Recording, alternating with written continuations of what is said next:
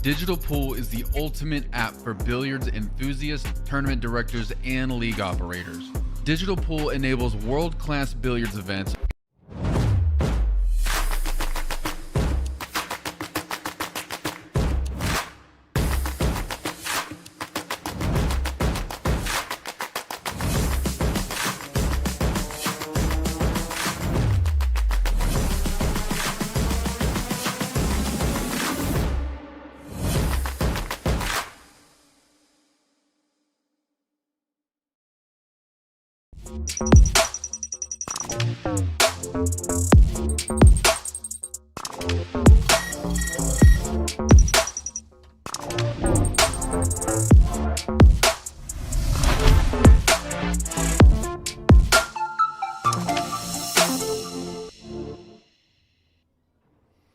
Hello, everyone, and welcome to Outer Points Productions and the Knockout Challenge Series studios.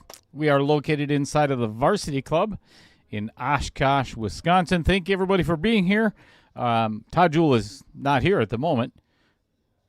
Probably won't be today, as a matter of fact. Anywho, we are in the midst of the semifinals of KO 1.5. We have Julie Fleming and Harold Micheloni in the house, better known as Muscle Cars, I believe, on YouTube. Yeah, I completely forgot his entire screen name. But anywho, we have 5 players left, as a matter of fact. This is match number 2 of the semifinals. We've got one more after this, and then we're down to the finals. So all kinds of good stuff going on. I am going to leave the rules on the table for you while I go out and get the players to lag. There we go. The race is a little bit different. This is actually 5-4-4, but we can talk about that later. This is the format and the rules for the tournament itself. So let's get to it.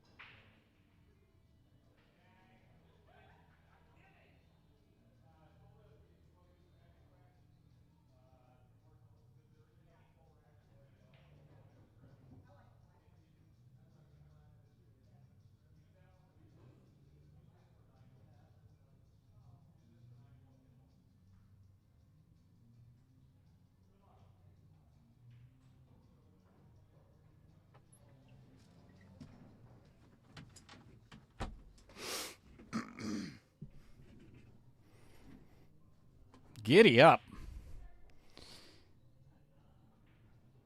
All right, let me show you what's at stake, folks. As I mentioned, this is a semifinal match. Here is what they are guaranteed today.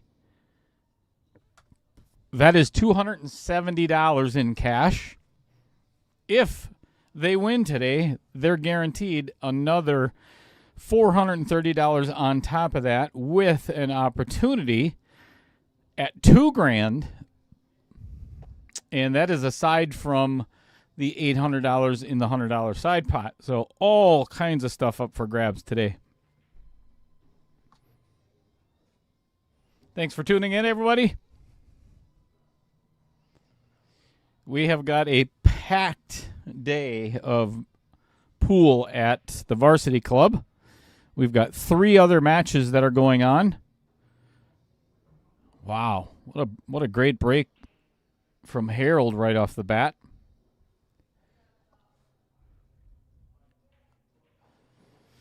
So as you've seen in the rules, it said that this was a race to 6.55, and on the scoreboard here it is actually 5.44. This is winner break, which is a little bit different from the Masters Series and the 1.6 KO Challenge, where both of those are alternate break, and there is a good reason for that. But anywho, very first in the chat, of course. Why wouldn't it be? Mr. Fred Renner, the Salsa Man, tuning in. Brad Gillette from Brave Billiards. Good afternoon. It's a crappy rainy day in Wisconsin. Cold and wet. Annoying. Perfect day for pool. So I'm going to try to keep you updated as much as possible on some of the other matches that are going on. We've got Spencer Rolfe, which is a bounty in 1.6, taking on Randy Frymark. They just started their match as well. They're in game 1. And then later on this afternoon at 4:30-ish, we have Lacey Torzewski taking on Derek Tauschik, which is also a bounty. All kinds of fun stuff. Robert Snell. Julie Fleming taking on the missed combination by Harold and making the 7-ball, and the rest is wide open. Rick White cheering on Harold.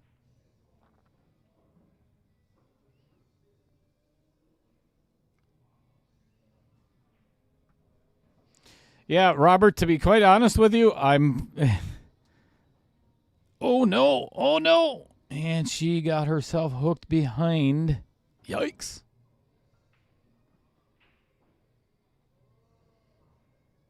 I think this is even, there's a slight discrepancy in the Fargo, but I think they both played, from what I've seen so far, they play pretty even up. So I think this is going to be a really good match. Randy Theory, the last of the semifinals match, taking on the Barracuda.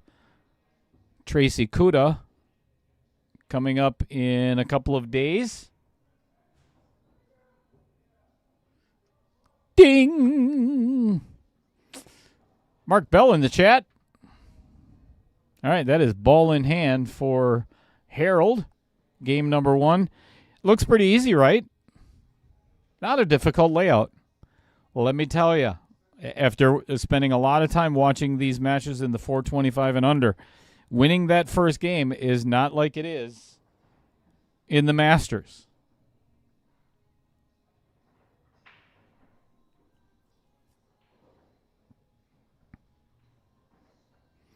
A lot of nerves going on. This is good for their game, I hope. Mirage, 77-69. Cheering on Harold. Gerald Lamada, tuning in from Michigan.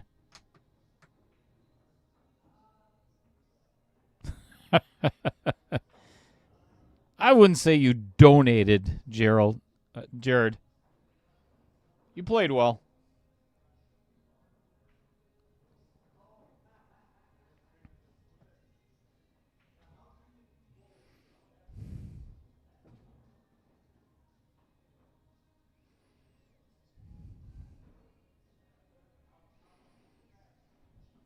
Harold left himself a little tough here.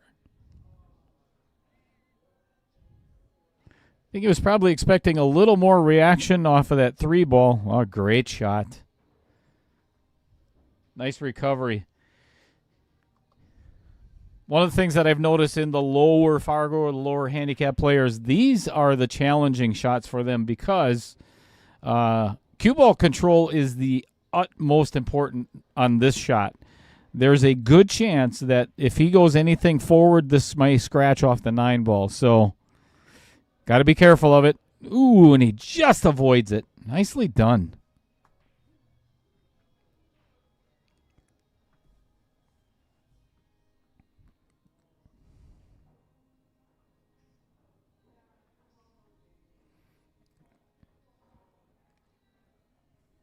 All right, all the pressure's on for game number 1.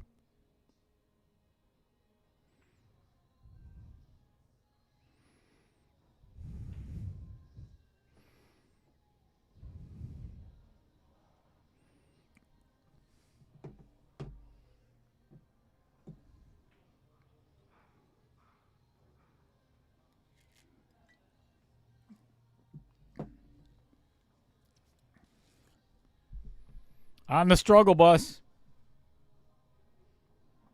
Like I said, that first game is not easy. There's a lot of money at stake for these amateur players.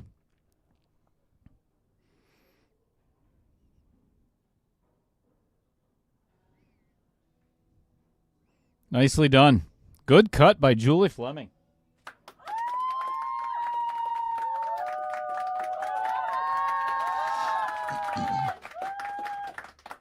All right. Julie jumps out in front.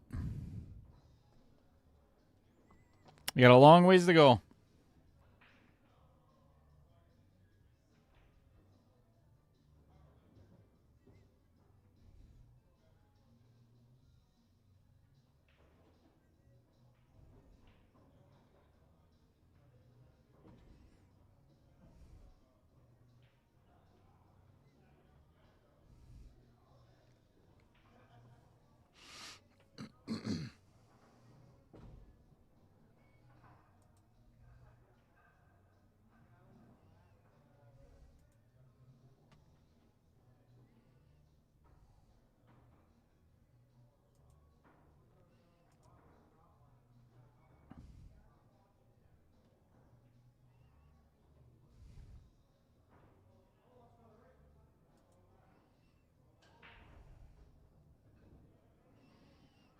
Good break by Julie.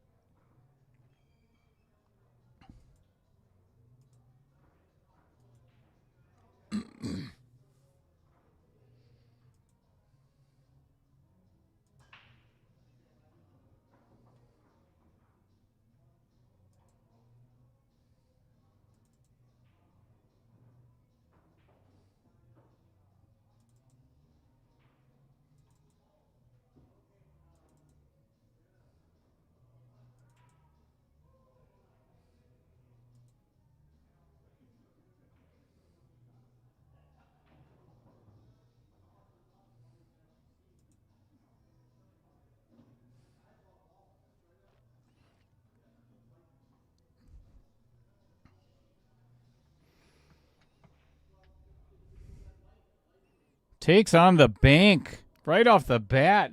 Nice. Wow.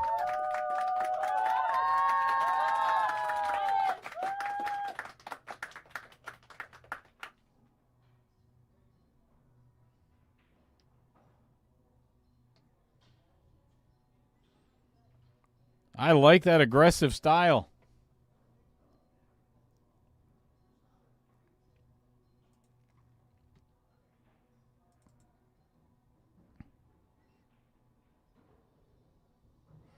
Hits the 3 ball all the way down. Yeah, I'll think if you guys say that Harold is underrated, I think Julie's underrated. She's made 2 shots already that some master players wouldn't even take on.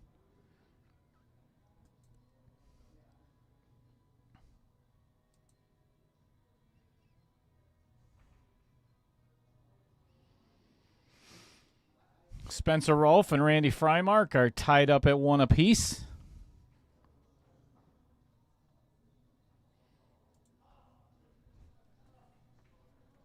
She takes on another bank.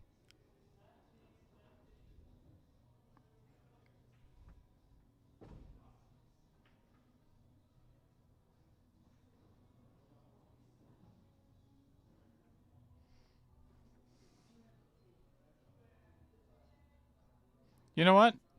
I couldn't agree more, Taylor. I thank you for recognizing that, by the way. I honestly, I don't, and obviously you're at work. Well, okay, let's just call it work. Obviously that's not what you're doing. But sure you're intrigued listening to the Dalehausen.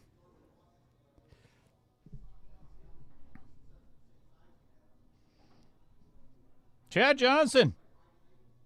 Happy rainy, Chad, just so you know, it's not Saturday yet. Didn't know if you were aware of that. If it is, then, man, I'm in big trouble.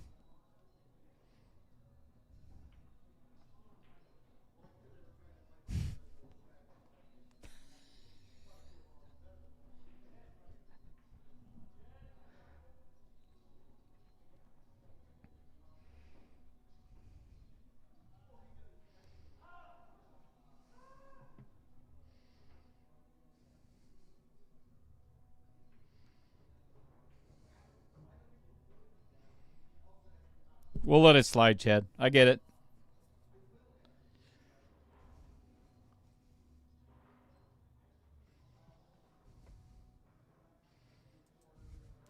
I don't even have days of the week anymore.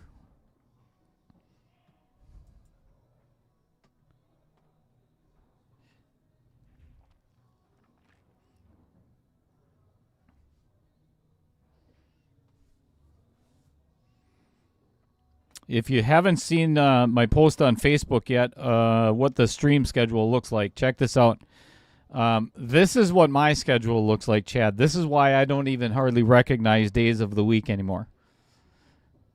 I am going to be in this booth for a long, long time. Then I'm going on vacation with Mrs. Cheddar. Can't wait.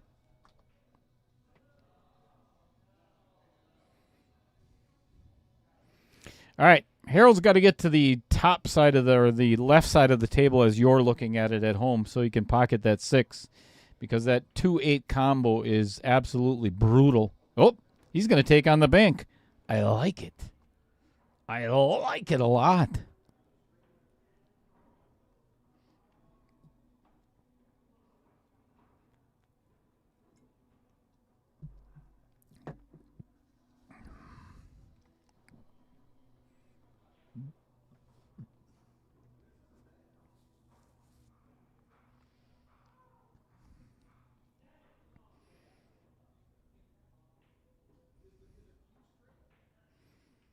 Oh, 9 ball. Ball's flying everywhere.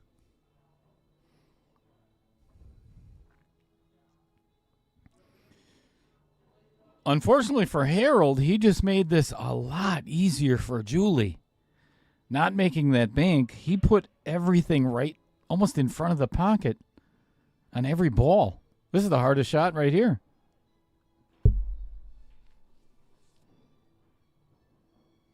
Not counting, are you, Chad? How many days? How many hours? Ooh, boy. She's left herself really long on this 7 ball. Jimmy Newman.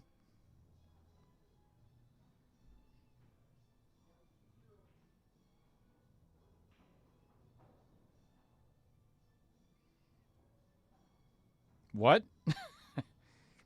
Robert Snell? I think you might be confused.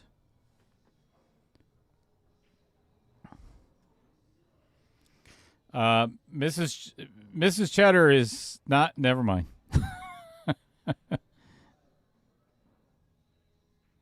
Yeah, that's kind of what. Oh, and she's gonna force Harold into another bank shot.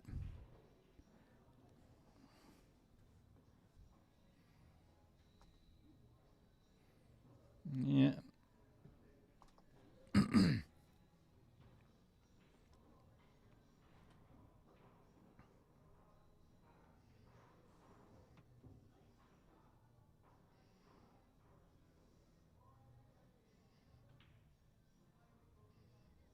Oh, Taylor Collar. Sorry, I didn't read that one. I think Chris Green is coming in. I haven't gotten a for sure. Oh, nicely done by Harold. Obviously not comfortable after the bank on the 6. Decides to play safe on that. I like it. That no sense in getting out of your. If you don't have confidence, play safe. Taylor, I'll let you know. Actually, I'll message Chris right now. Was that an offer, by the way?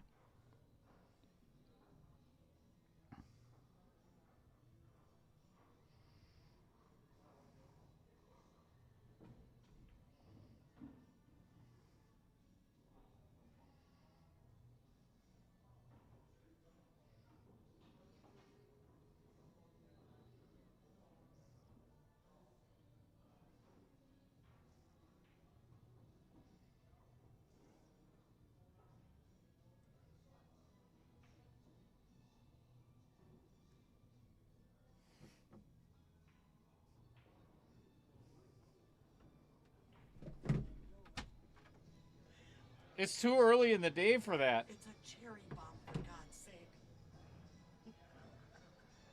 All right, I got to get courtesy of. Come on up here just for a second. I don't want to be on there. Courtesy of Holly Frymark. It's only 2:00 in the afternoon, and we're doing Washington apples. Sure. Cheers, Holly. Cheers. Dear Lord in heaven. This is going to be a short day. Yikes. You didn't miss anything. I promise.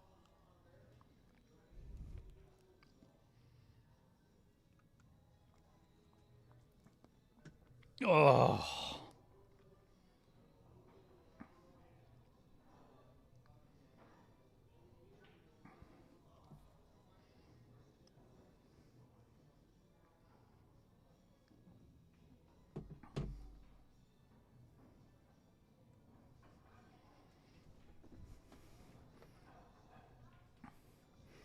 Not going Harold's way at the moment.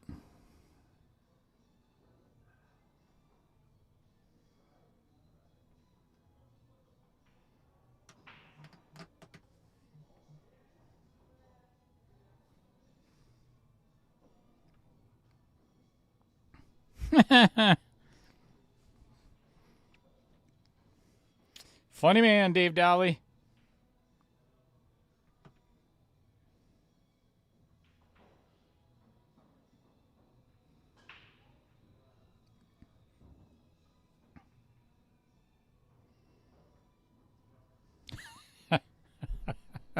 Never heard that one before. A Washington apple keeps a day keeps the doctor away. So a Washington apple a day keeps Dr. McGillicuddy away.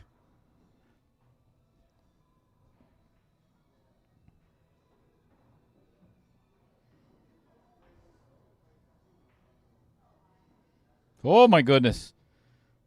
The pressure's on. Julie missing an easy shot in the side. All Harold has to do is just make this 8-ball and leave the cue ball somewhere on the table, and he'll have a shot at the 9. 5 Rumpelmans. Jesus, I'd be laying under the table.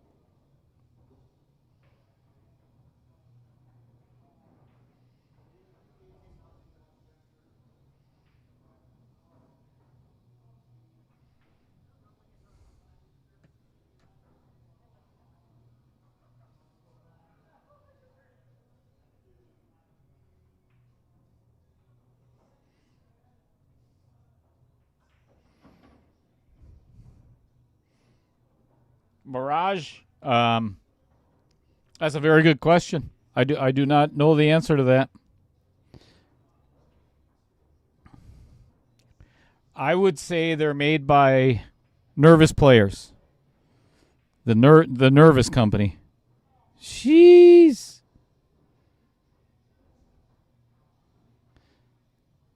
This is a this is a brutal second game so far.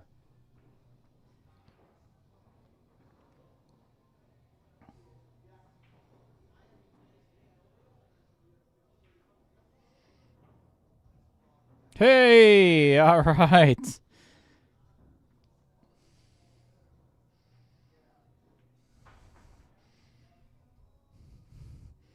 Taylor Collar, you might have the job if you're interested tonight. Chris Green has dinner plans.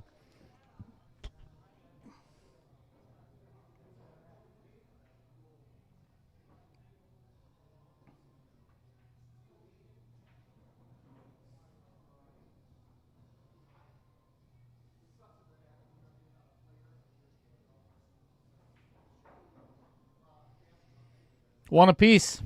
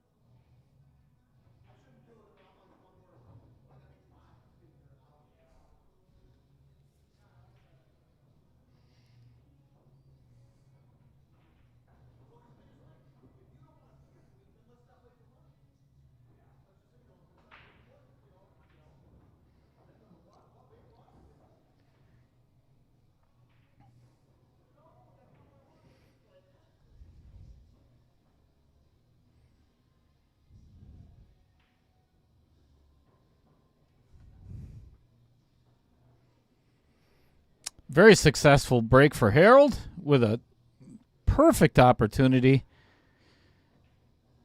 Roll forward a little bit on the one, give him a nice angle on the three to get down to the four, and the rest of it should be basic pool.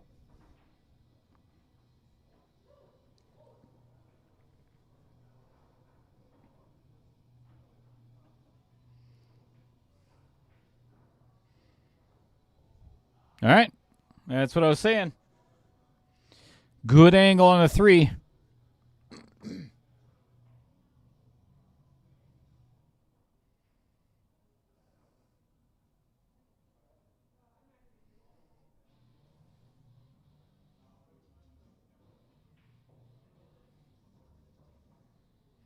Oop, forgot to make the three.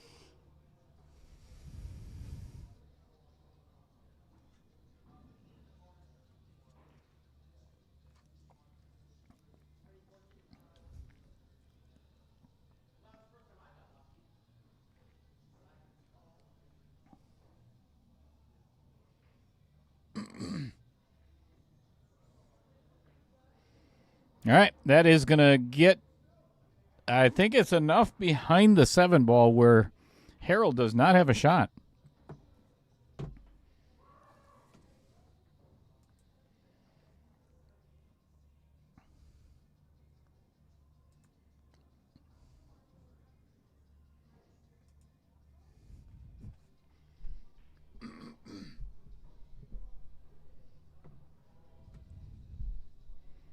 It's like he's like a slight mass A. Can't see it at home, but that's exactly what he did. Ooh, and turned out very nice. The old double kiss.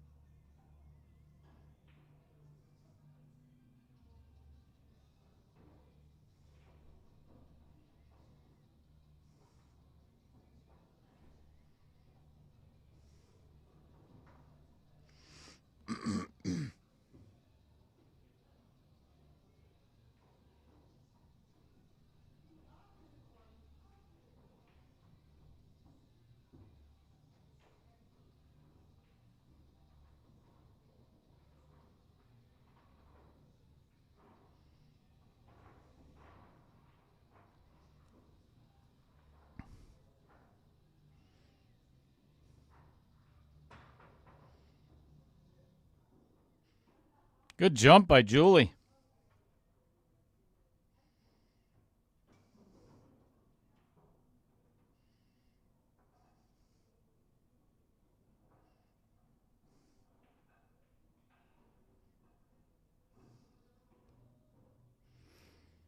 Well, let's see if Harold's going to take on the bank here to get down to the 4. Oh, takes on the cut, and hopefully he would be playing a safe here. We'll find out.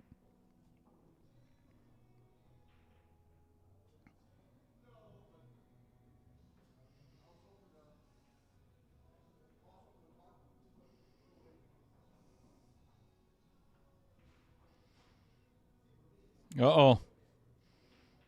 Leaves it sitting right in front of the pocket.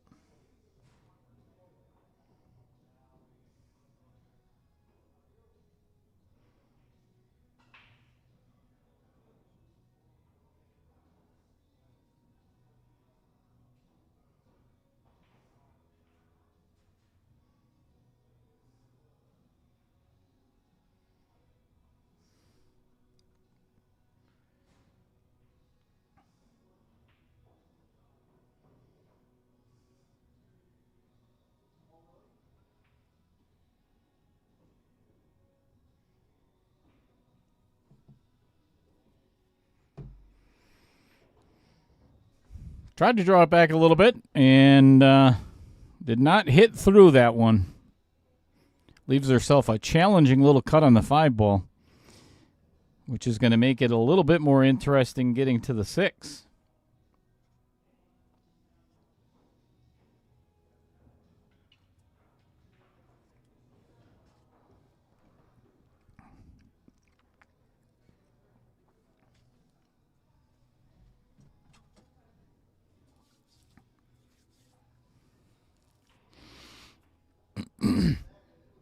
Yeah, goes for the bank.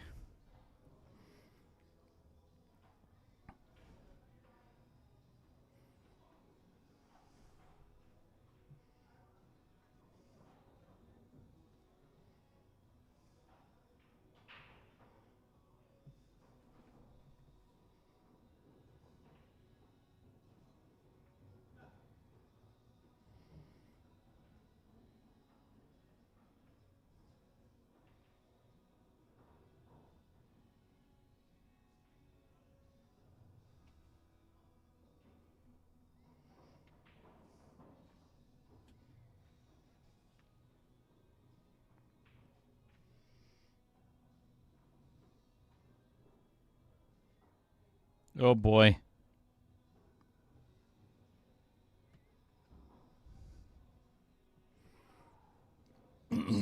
Attempted safe going wrong. Oh, goodness. Oh, goodness. I would not do this. Wow. 3 balls on the table wide open. Not a shot I would take.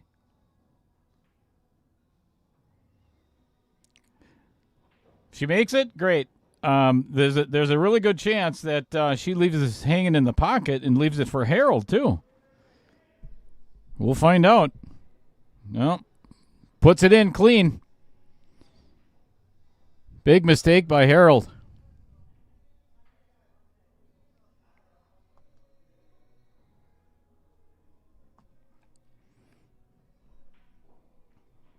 Tommy Jeffers, good afternoon to you as well.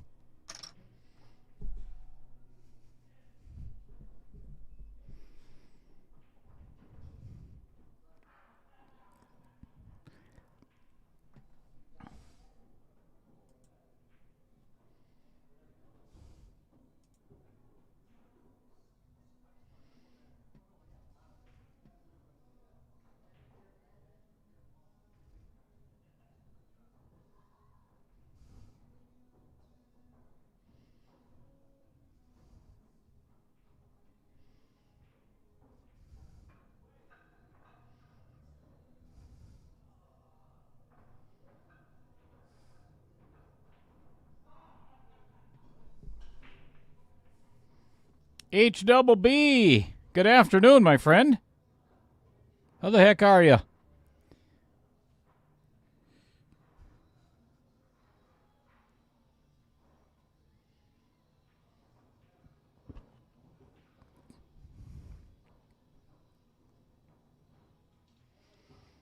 What's the good word down in Alabama today?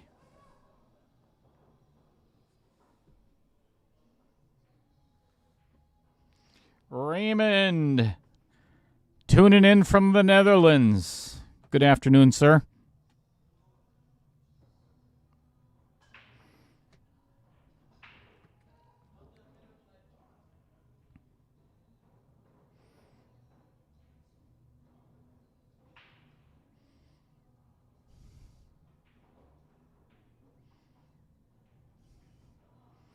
All right, Julie taking on the combo unsuccessfully. Getting Harold back to the table with an open shot on the one ball.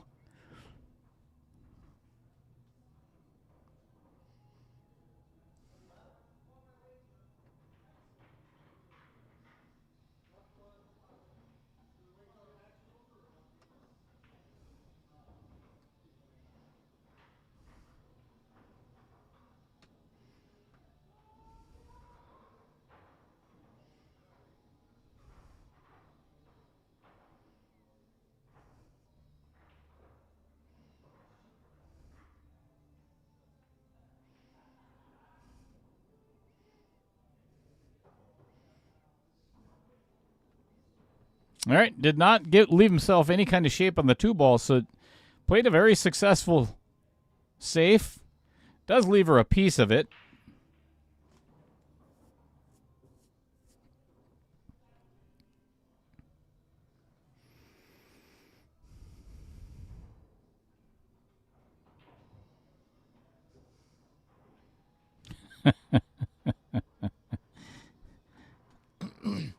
You're welcome for axing. I got a good laugh out of that one.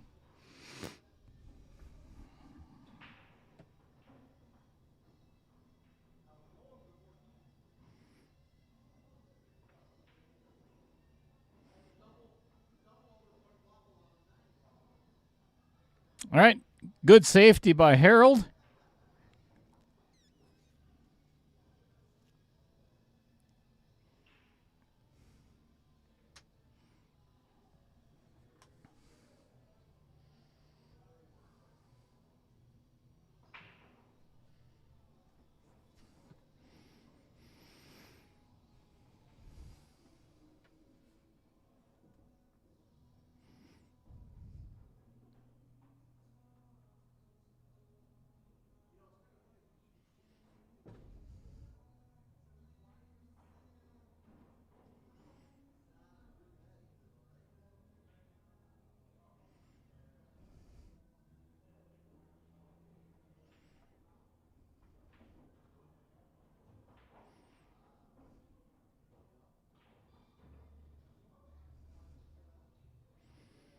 And that is no hit.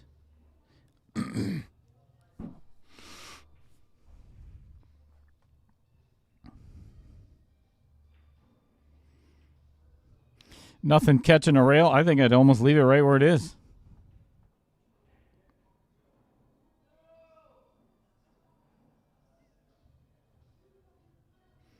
I think he moved it just for the heck of it.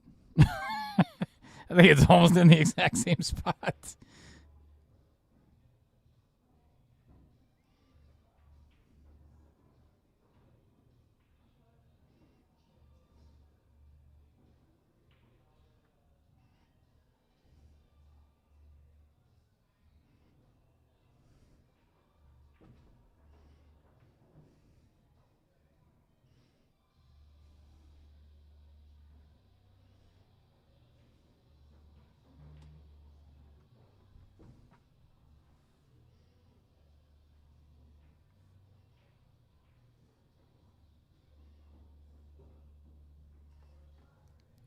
What posts are you referring to, Mark Bell? The posts on your fence at home? I can't see A fence post from here? No. What posts?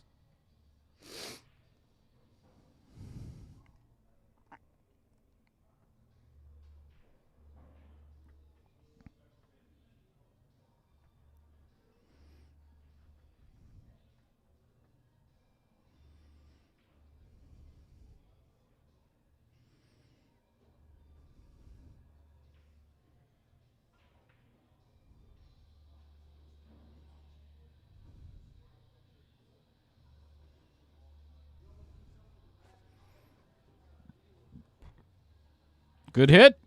Again and again. Almost got fortunate and got behind the 9 ball, but I believe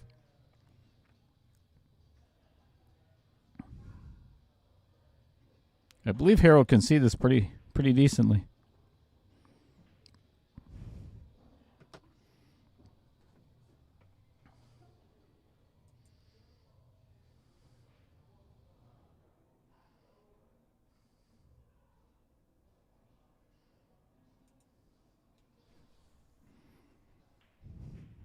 Yep, you can see it all. Good shot. A little steep on the 7, but he's all right.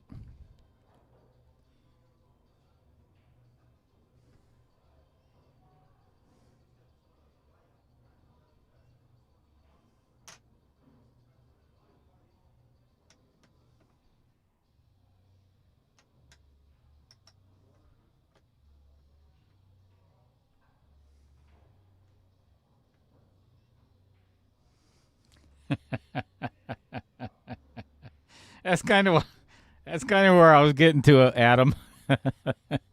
In case it causes offense to anyone. Nicely played. Nicely played, Adam. You knew what I was doing. Good shot by Harold. Much better finesse. Ends up with pretty tough shot on the 8 ball, though. It does not pass that 9 ball,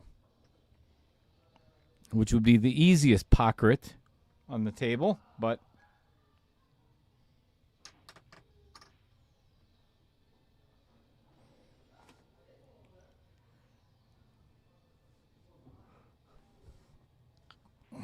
it's almost 3 o'clock. I think I should be having my first fireball by now.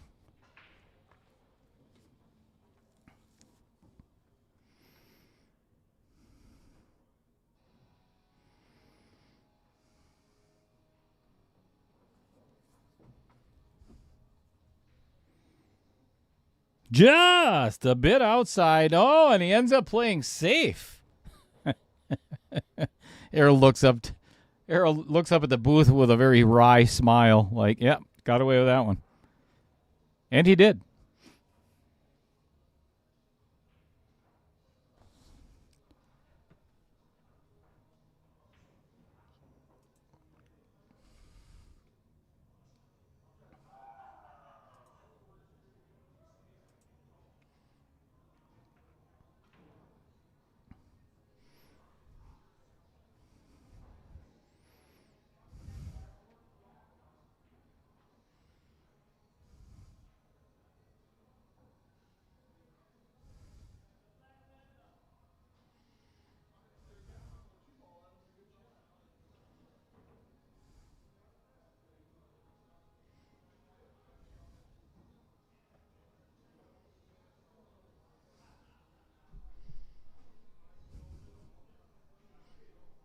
Mark Bell, have you offended the YouTube police in any way? Have they taken offense to any of your posts?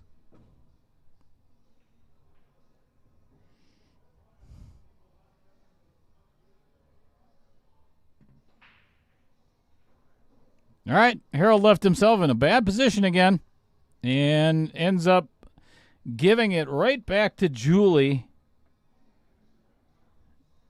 Pretty much a gimme.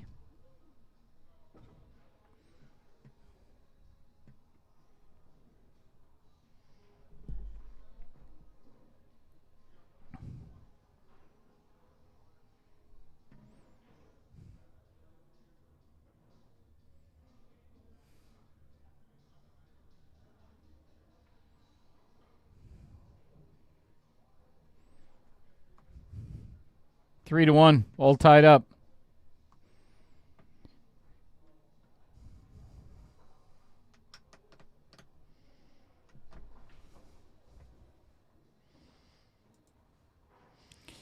So just a reminder, everyone, we have 2 matches on the stream today.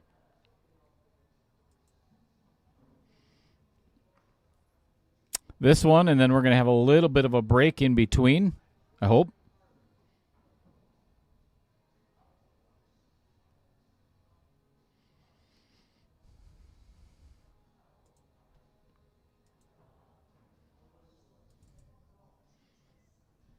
If I can find it. Oh, there it is.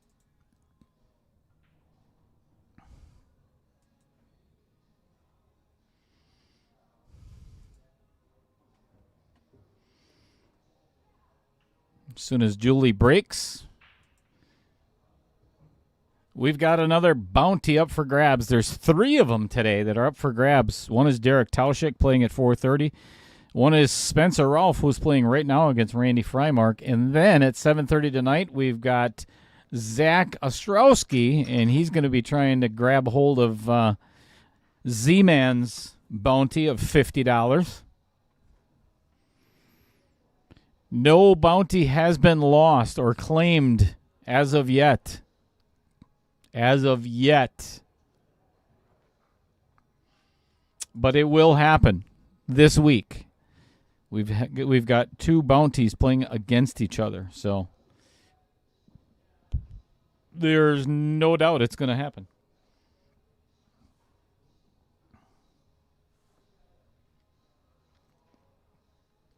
No, it's not jinxed, Paul.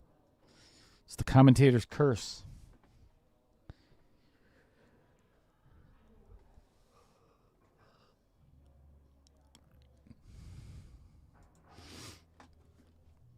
Speaking of one of the bounties right now, Spencer Rolfe and Randy Freimark are tied up at 4 apiece in that race to 6 in 1.6.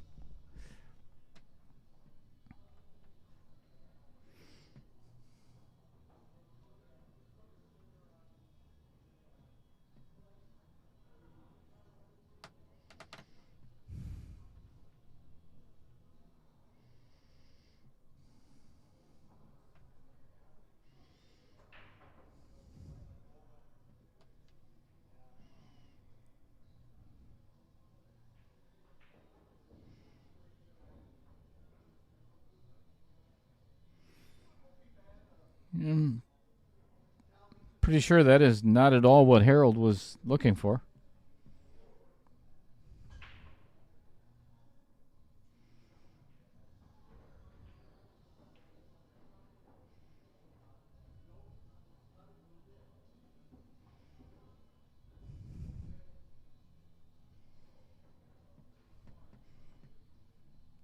No hit.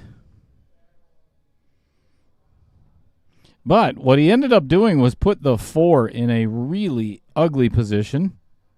Oh, Julie's eyeing up the 2-9 combo here. Goodness. Oh, boy. This is a really good shot, especially if she plays a 2-way shot and puts the cue ball behind the 8. Would be ideal.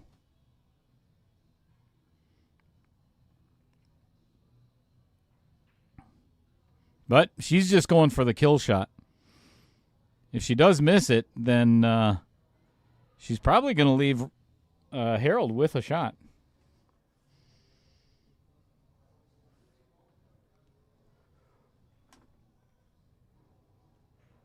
Yeah.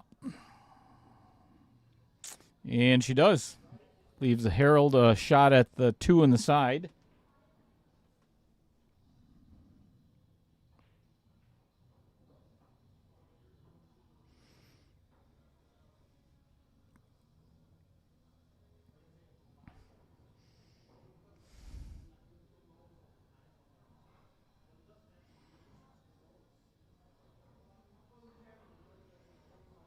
I think he's eyeballing the 2-3 combo. The way his stick is pointed, yeah, he sure was.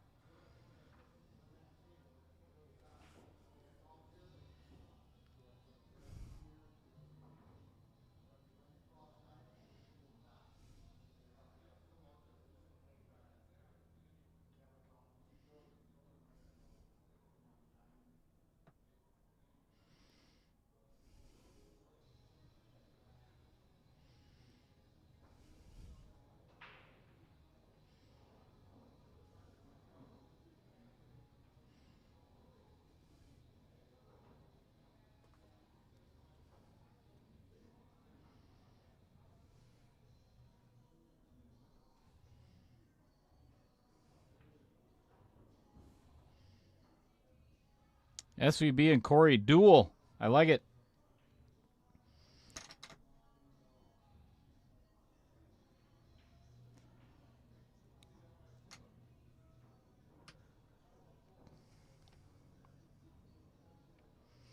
Yeah, that's what I was saying, HBB. That would have been a good two-way shot.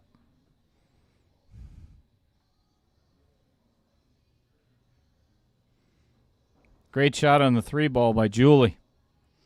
Here's the fun one, though. 4 to the 5. And she's got to take what the table gives her now. There's no getting anywhere near this 5-ball. Just roll the 4 in and take what you get.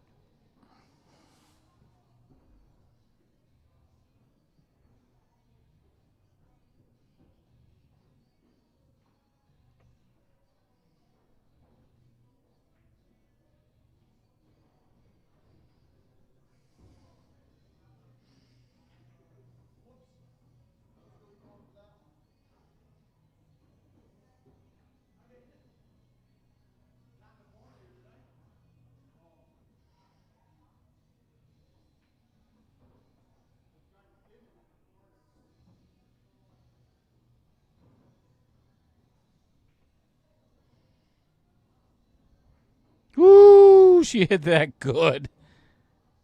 Oh, and she left herself really good for the 6-ball. It's a long shot, and she's going to be jacked up over the 9 slightly. But she can just roll this in. It's a great shot on the 5.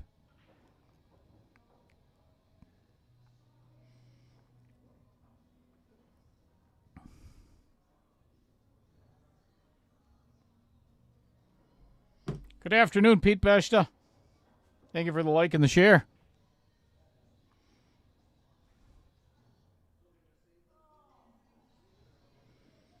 Leaves it hanging.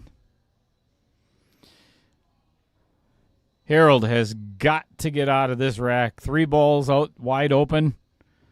Natural shape to the 8. Roll it in. And if not, it's going to... left it a little long, but he's all right.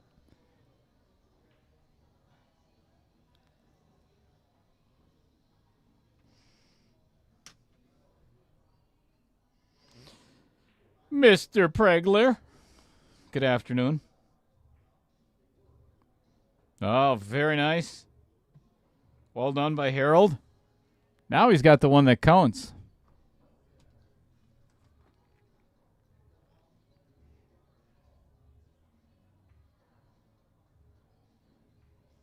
Dear Lord in heaven. Gives Julie another 9-ball to put her on the hill besides.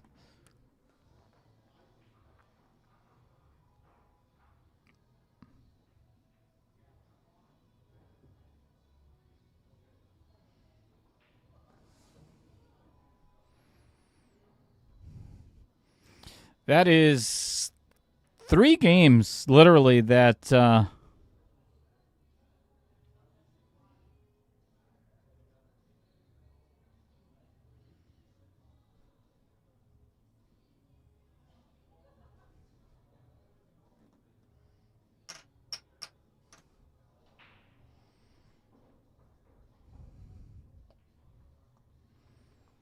ouch, ouch, ouch, ouch, ouch.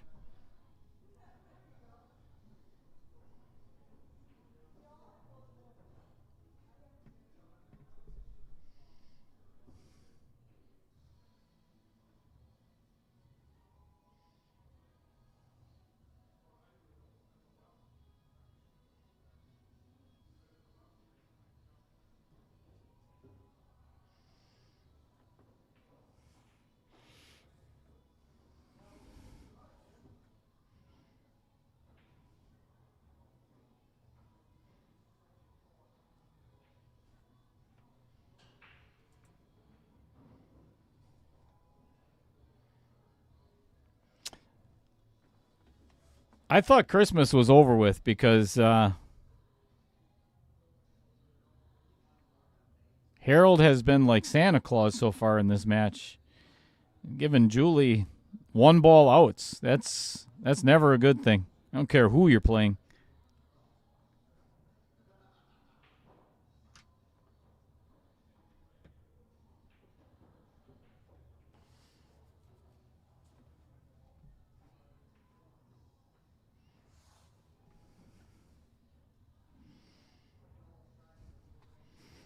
All right, quick update on one of the other matches. We've got Spencer Rolfe overtaking the lead 5-4 against Randy Freimark. And that is a race to 6 in 9-ball. Here we have a race to 5. And then they have a race to 5 8-ball. Where this is a race to 4.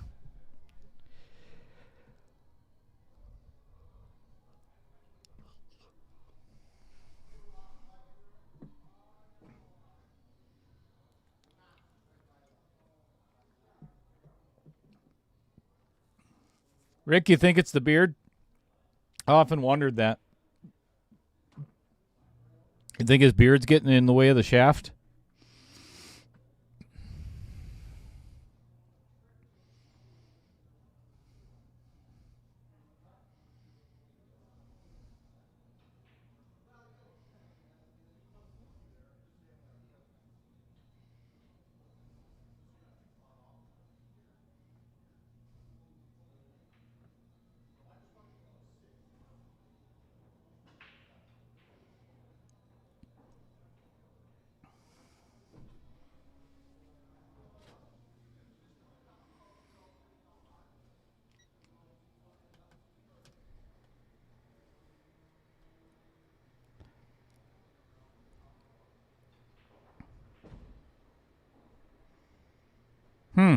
That's weird.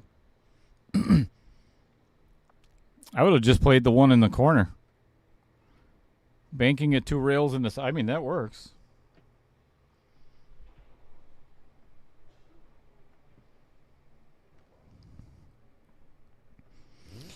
Well, Rick, he does look an awful lot like Santa Claus.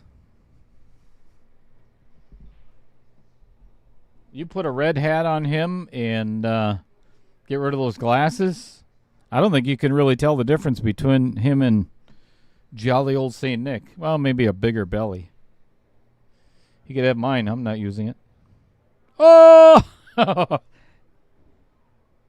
Makes the 9-ball. What the hell is going on here? What?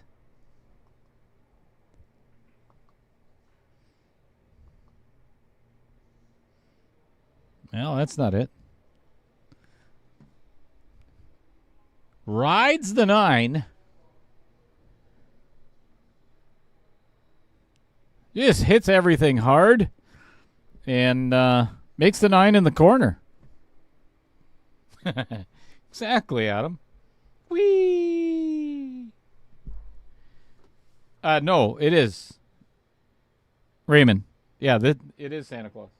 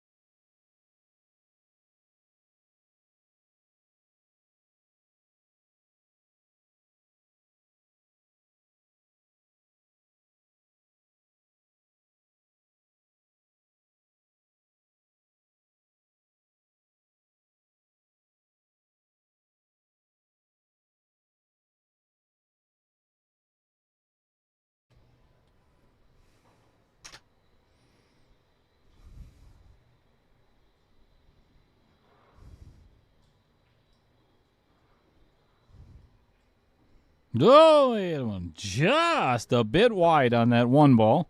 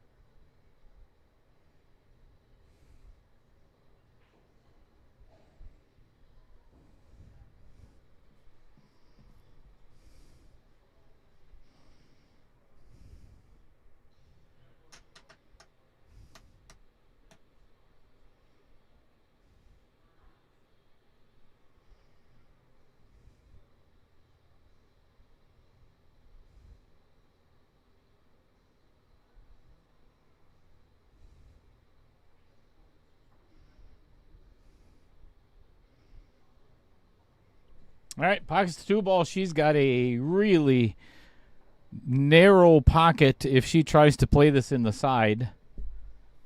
But I think it might be the only way that she's going to get on this 5 ball. If she plays it all the way down, she's going to have to run into the 7 and leave herself a really steep cut. Not an easy shot either way. I mean, easy for Roger Pregler, but, you know, he's borderline pro, so. Oh, she does play it. What? That I called it. Plays it all the way down, runs into the 7, and leaves herself with a good shot on the 5. I'm 425 Fargo. Roger would not have made that shot. No way.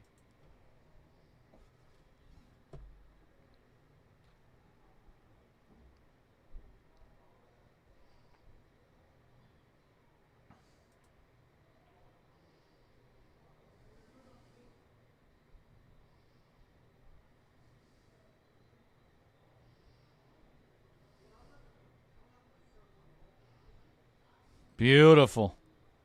Beautiful.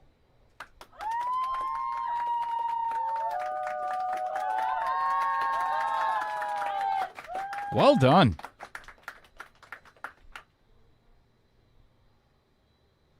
She's got it going on right now. She can run out this rack and put away the 9 ball set. That she's going to be doing in stellar fashion.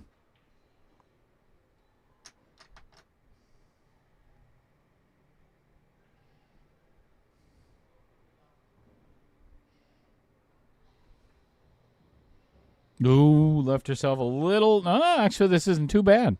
Came out far enough.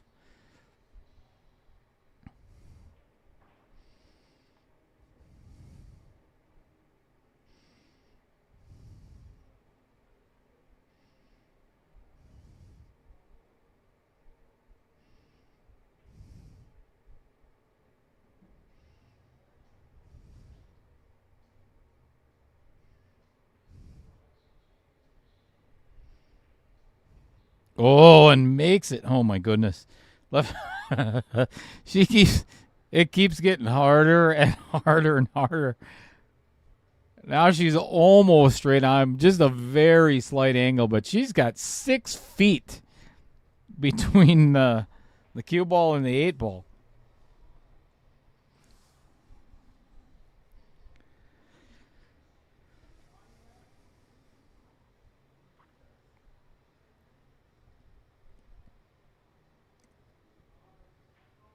Oh my, what the, what, are you kidding? What, what's this? Are you serious? Misses it, comes off the back rail, hits the cue ball again, and caroms right into the corner pocket on the other. Are you kidding me? With a shot on the 9 ball to win the first set and just hammers it home. Are you serious? Wow. Flabbergasted. What?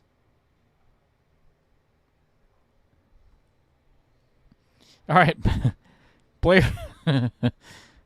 Blair's are going to take a break. I don't blame them at all. Harold definitely needs a break after that. If we got 3 minutes, if you notice my post on Facebook today, all the new venues have been given a date for the next qualifier. So I'm going to leave this up here just for a little bit, and I shall return.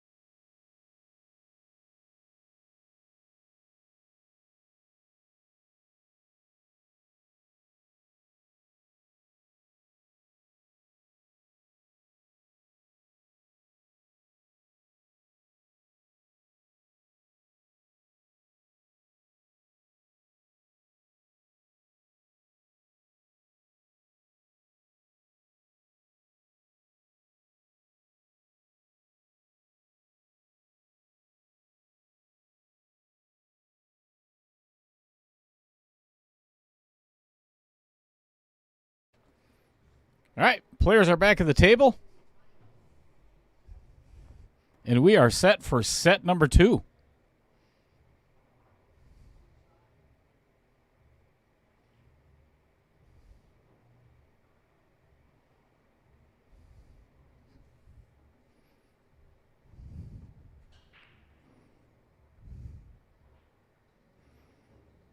So if you've not been here to Outer Points Productions before, first and foremost, thank you very much for joining us this afternoon. Crappy rainy day in Wisconsin, but it's not raining on my stream. Make sure you subscribe, hit the like button, share it with all your friends and family, because we got a whole lot of good content coming up. If you are not aware how this tournament works, if Julie ends up winning the next set of 8-ball, which is a race to 4, the match is over. So Harold, in order to remain alive in this tournament, has to win. So it's the best 2 out of 3 sets.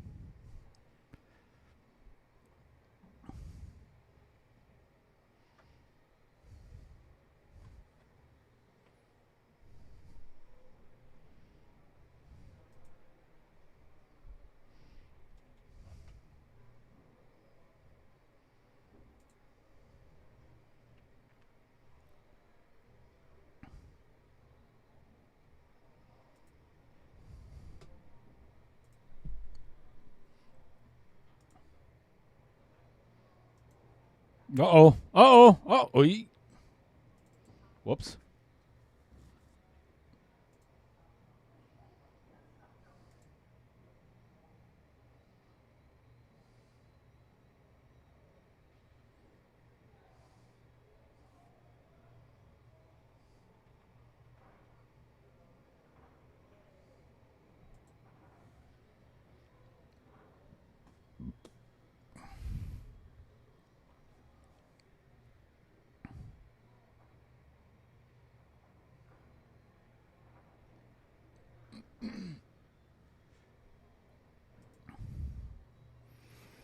Well, if I was Harold, I would either pocket Julie's 15 or try to play the 15 or his 7-ball, follow in off the 15, but he's got to do something with it now. I mean, ball in hand, you have to take care of that trouble immediately. If he doesn't, this is where amateurs go wrong. He could end up kind of screwing himself if he misses. Because everything's wide open for Julie. So if he keeps taking balls off the table without doing something with his 7 and 5, actually, he's in big trouble.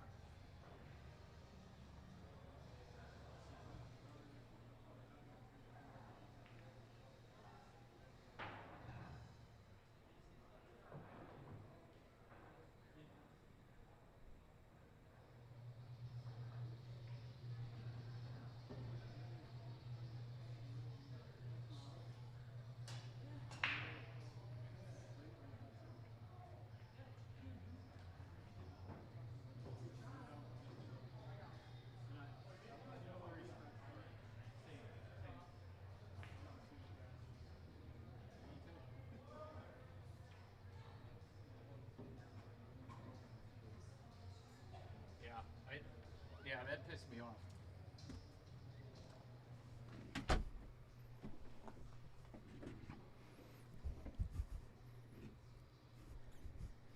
All right.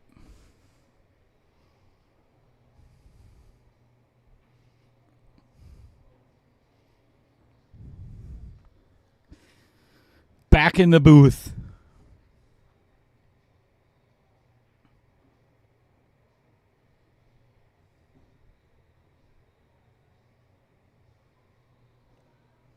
Good afternoon, Dan Vogel. Thank you for tuning in from Fond du Lac, good sir. So before I stepped out of the booth, I had mentioned not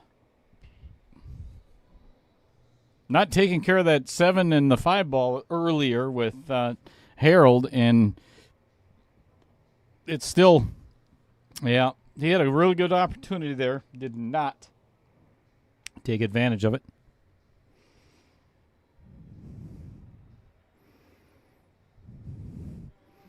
Oh boy. This rack just became a complete disaster.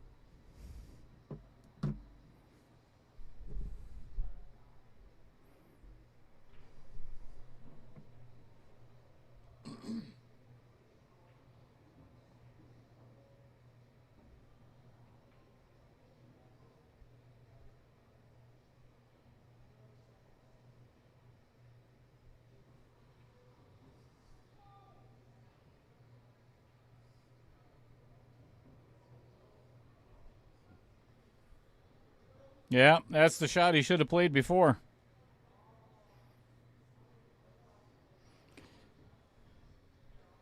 Kind of killing two birds with one stone when you're doing that. You've got the potential of making the ball, or if you don't, you're blocking the pocket.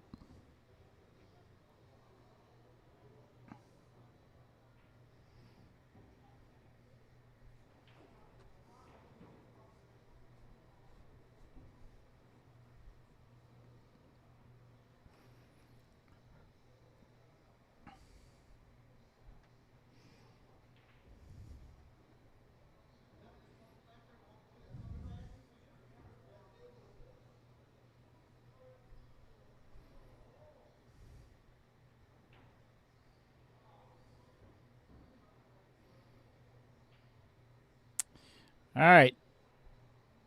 This is why you don't want to leave it until the end, because now he's got a shot on the 2 ball, but if he doesn't run into the backside of the 9 and kick that 7 out of there, he's got no pocket for it at all. And he has to get fortunate on the leave. And misses it completely. So now he's got trouble.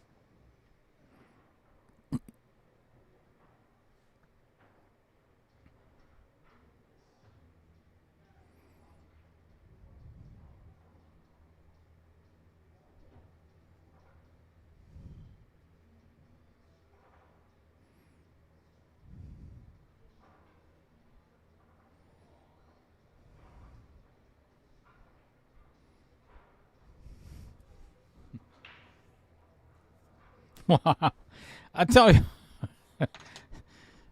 even though Harold has had some opportunities today, I'm telling you what, he's getting seriously unlucky as well.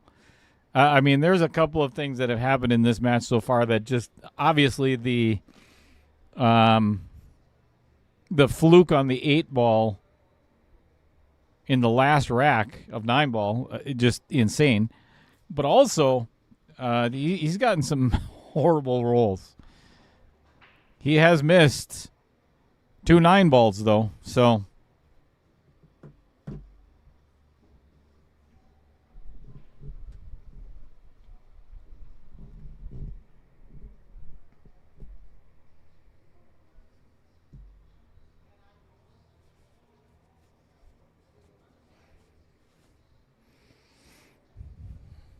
This is a smart shot by Julie.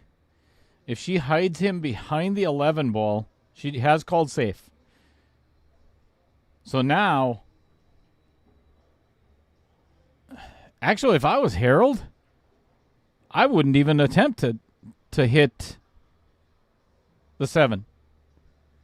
Just for the fact that right now she has no pocket for that 9 ball. It does not go past the 11. So if he gives her ball in hand, I don't think it's going to do a whole lot of good. Either way, she would have to break up the 7-9.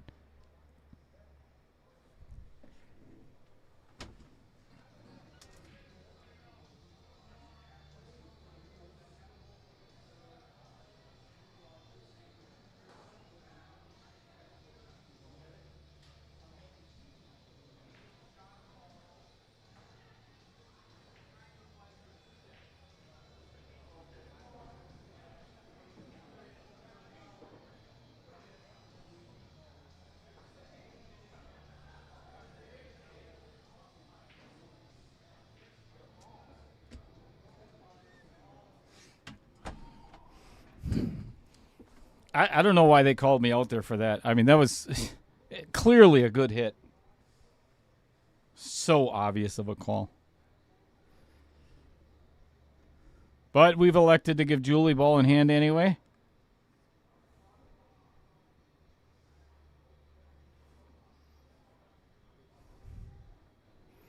So this is what I was talking about. So now, again, here we are. So Julie's going to play safe, pocket the 11 ball, but what good does that do? In my opinion, I mean, it really doesn't. It doesn't accomplish anything, because now there's a really good chance that Harold is going to hit the 7 and leave Julie with a miserable shot on her 9 ball.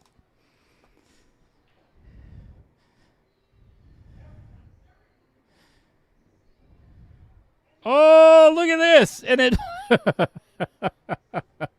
that's what I'm talking about. That was really well played.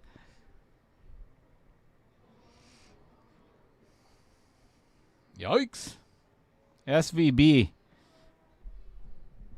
making Corey Deuel look like a beginner.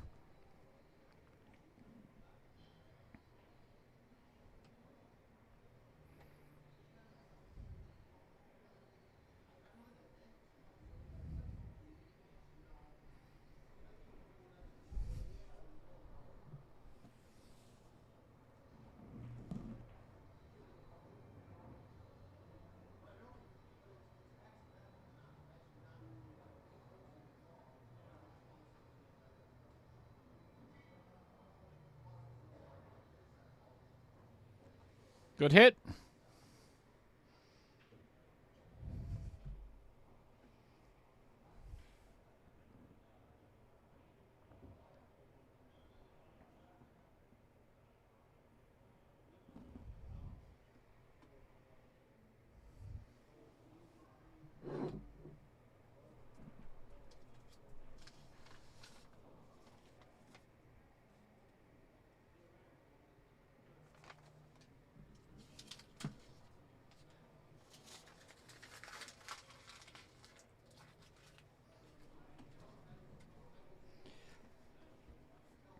I think if I was Harold, I would play safe here. If you go for the pocket, oh, goodness.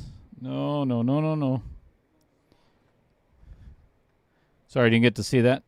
That was too dangerous. That could have easily been a sellout. Actually, it still might be, because if she can pocket this 9 in the side and draw back a little, she's going to have a shot on the 8. That would have been a really good opportunity for Harold to just put the cue ball behind the 8.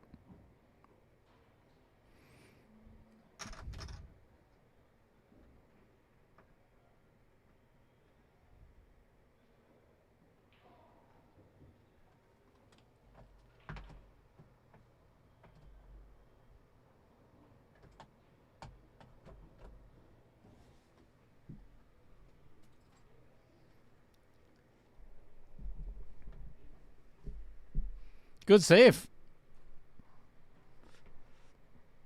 All right, update on some scores. Well, a score, I should say. In the Spencer Rolfe, Randy Frymark. Spencer Rolfe taking down the 9 ball, 6-4. So they are playing 8 ball. If Spencer wins the 8 ball, then he retains his bounty, gets to keep it, and moves on to round 3. And I am one match closer to winning Taylor Collar's $5, which is what's most important. All right, we got a jump shot happening here. Potential jump shot, I should say. Oh! Whee! Look at that jump shot. Not a big reward for it. Watch this jump shot by, again, this is a 397 Fargo, keep in mind. 397. And just drills it. Oh, that was a beauty. 50 times better than what Adam Granatella could do. Easily.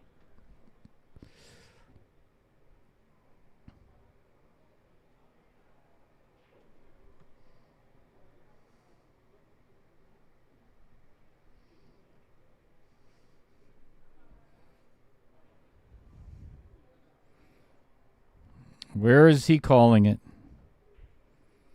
Calls it in the Vincent Didio Memorial. Oh, don't go on the side. Oh, and he gets safe. Oh, he deserved that. He so deserved that.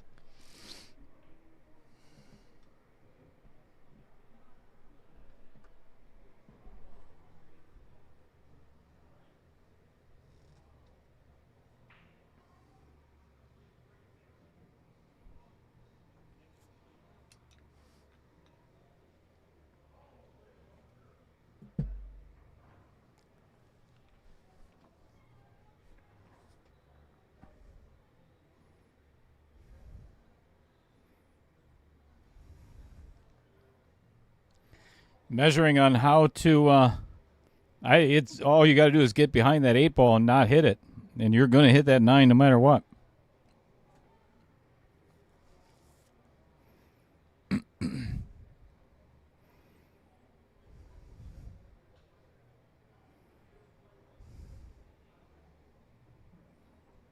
Calls it in the bottom right-hand corner, and almost makes it. All right, leaving Harold with a very simple pocket in the side for the 8 ball.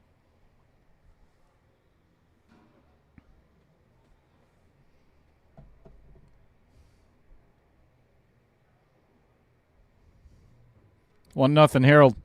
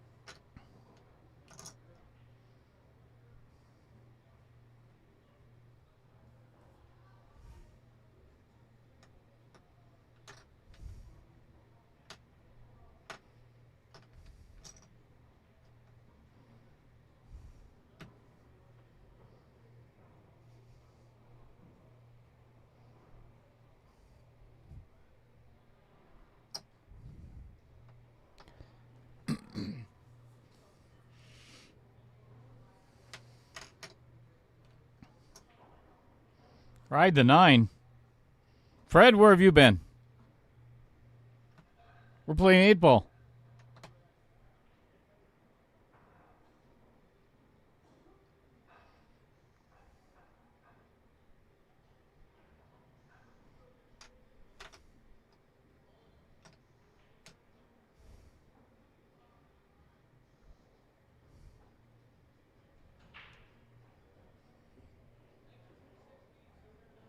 Good break by Harold.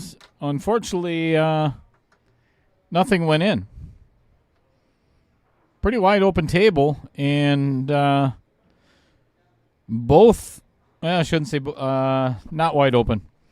The 3 and 15 are a problem, as well as the 6-10. So it's kind of blocked by either suit.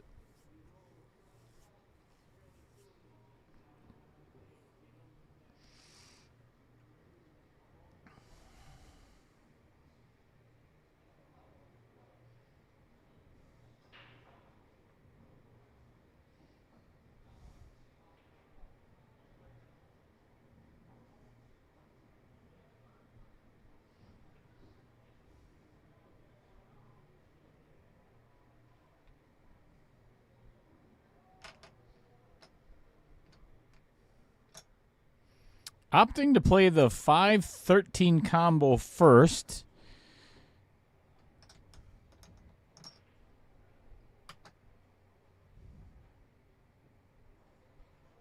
To get to the 12. Once she gets rid of the 9-11, the 15 will go past. I mean, obviously, we'll go in that bottom right-hand corner, but getting to the short side of that 15 is, or I should say the 17 ball, right, Mark Bell, is going to be quite the challenge. Nah, not going to make the 12, though. And that's another blocker because now Harold cannot make the 1.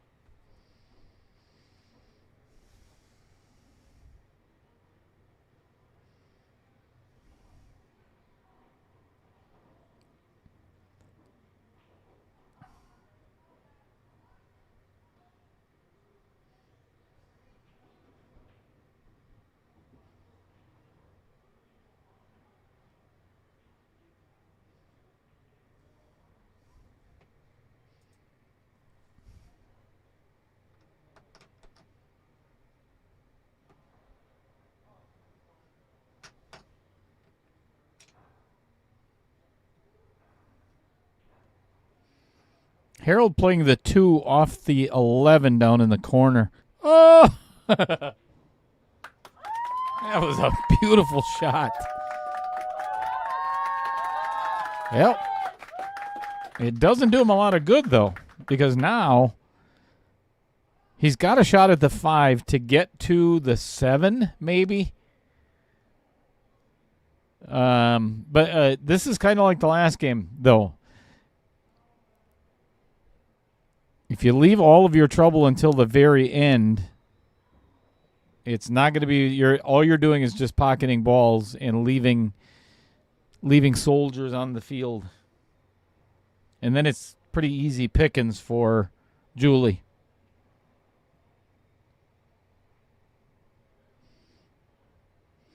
Making this 7 not only frees up the 8 ball, he's probably going to shoot the 3 next, which then frees up the 15 ball. Yeah, this is, if he shoots at this 3, everything's going to be wide open for Julie.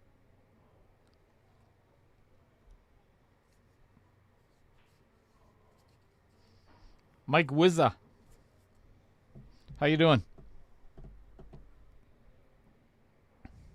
He could potentially run into the 6 here and make the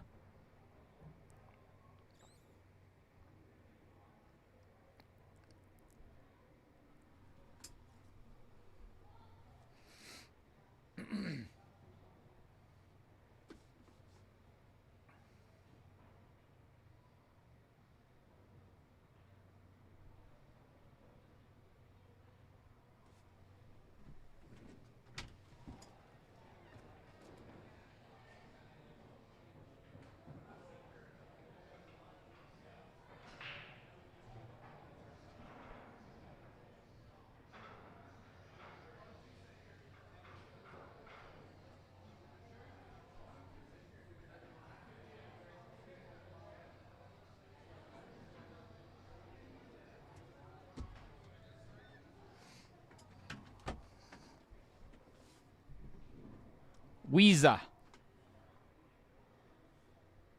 Tuning in from Stevens Point. Fantastic.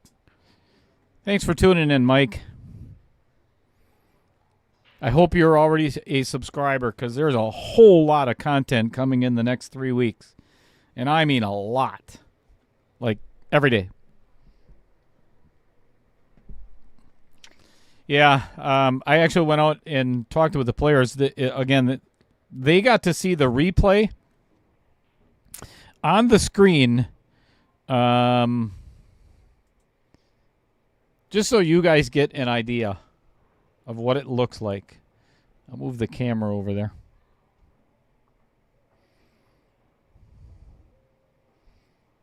Yeah, get the other camera. All right. You see where the players are sitting there? That's that screen up there. You pay attention to it. Is like 20 seconds delay, and it's actually what you're watching at home. Okay, so the reason I say that is they both looked at the last shot, and it was super super close. And this goes back to the Scotch couples match. If you don't have somebody come out to watch the hit, then it goes to the shooter. That's just the way it is. If you think it's going to be close, then you call a ref.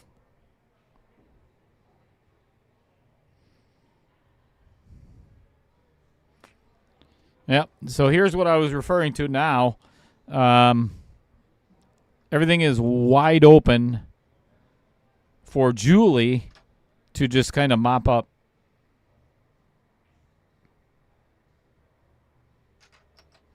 Yep, indeed, Fred.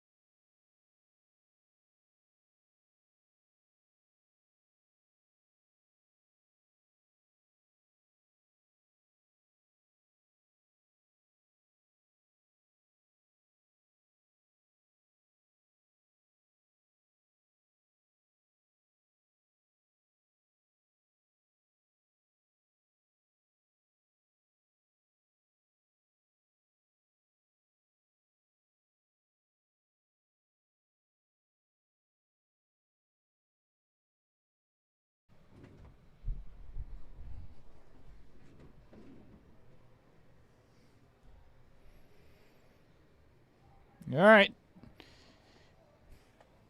Harold's got a shot on the 6, but, well, you know what?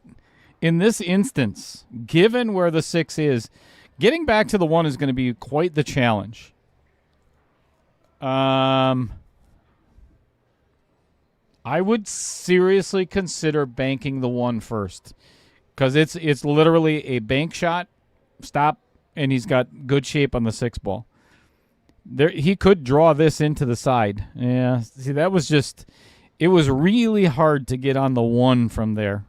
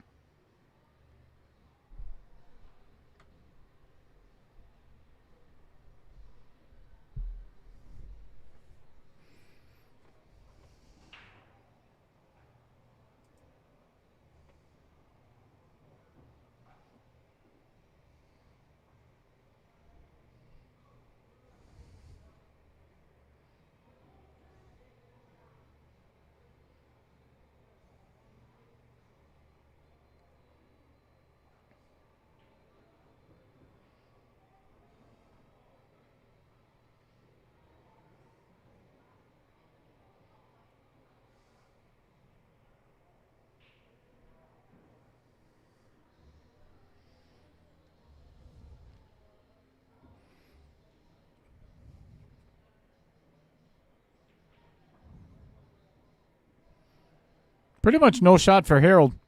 I mean, he could potentially play the 6-1 bank, combo bank in the lower right-hand corner. No gimme there.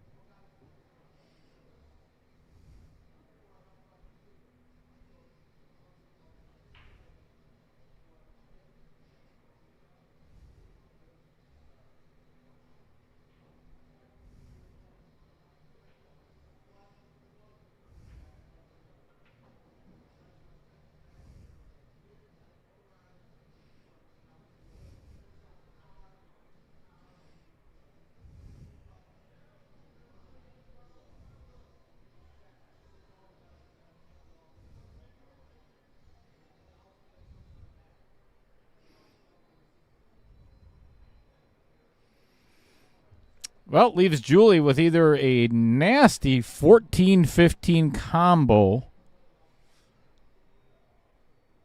or a 14-15 combo.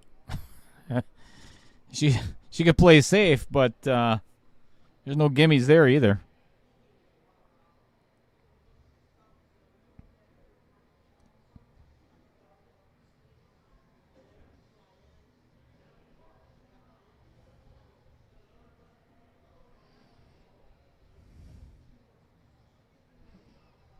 Ah!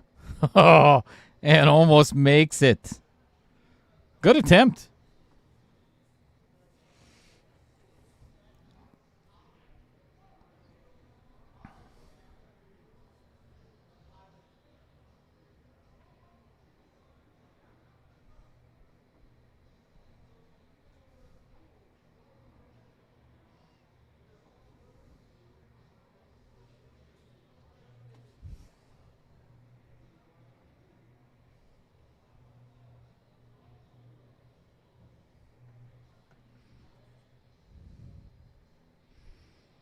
Well, again, Harold does have a shot on the one ball, but man alive, there is nowhere to go with that 6.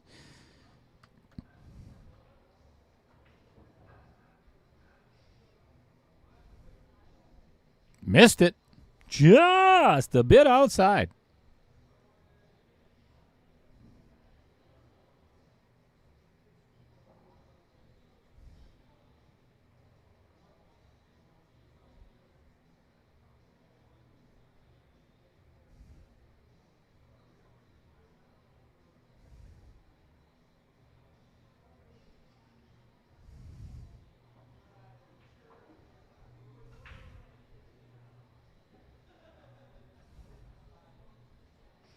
All right. Harold has called it in the bottom side pocket on your screen. Yikes. I'd call it down in the corner by the 8 before I'd call that. Oh, this might turn out nice. Oh. And it would have went in. It's the Adam Granatello shot.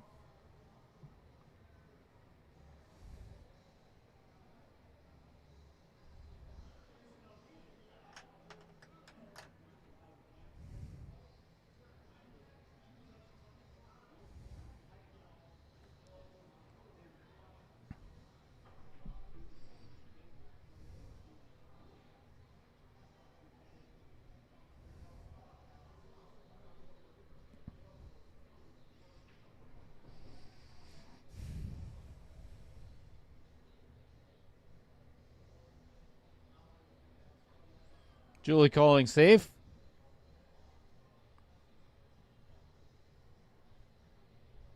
Which to me honestly does not make I'm baffled by that because all the balls are in the open. And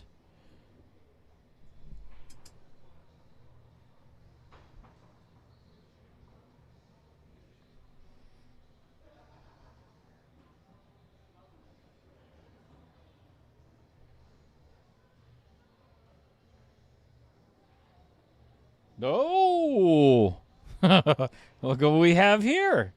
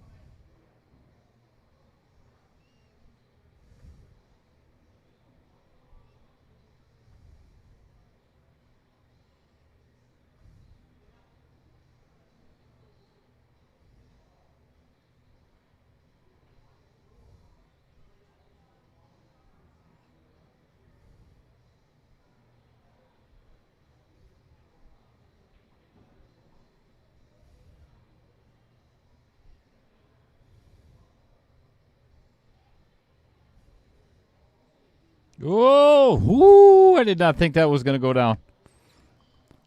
That looked like it was going to sit right on the edge of the table.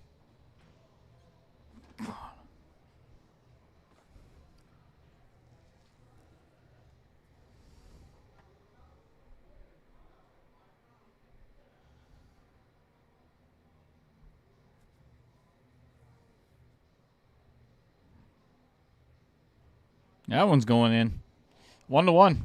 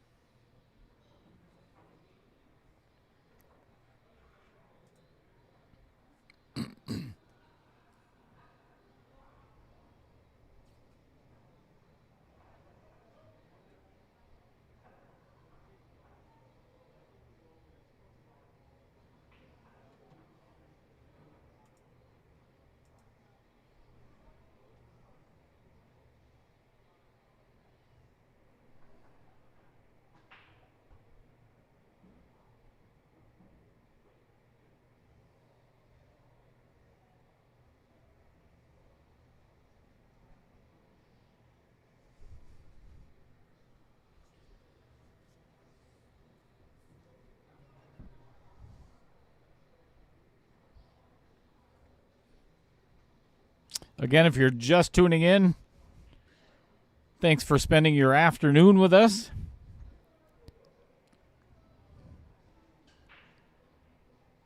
If you're confused by the scoreboard on the very bottom, this is a tournament that is designed by the amount of sets won instead of a straight race to a set amount. I'll be right back.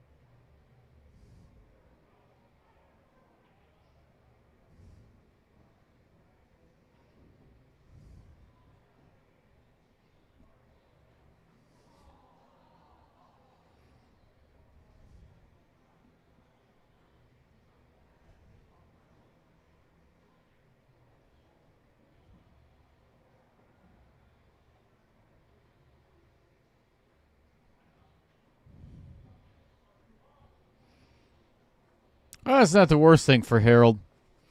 Leaving that ball hanging in the pocket. At least blocks it for Julie's 11-13. But she could actually play the... She could play the 13 and maybe follow it in. It's pretty easy to do on this table if you're accurate.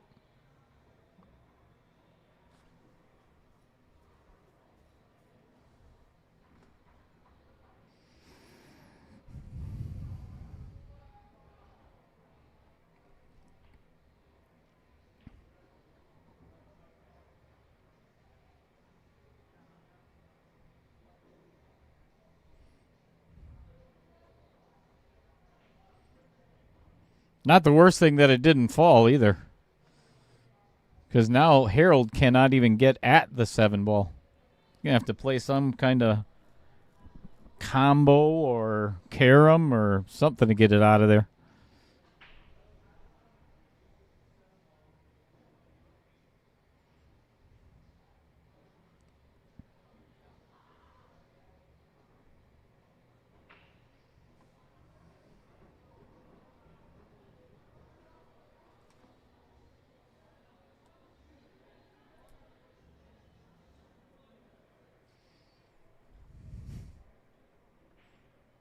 Yikes.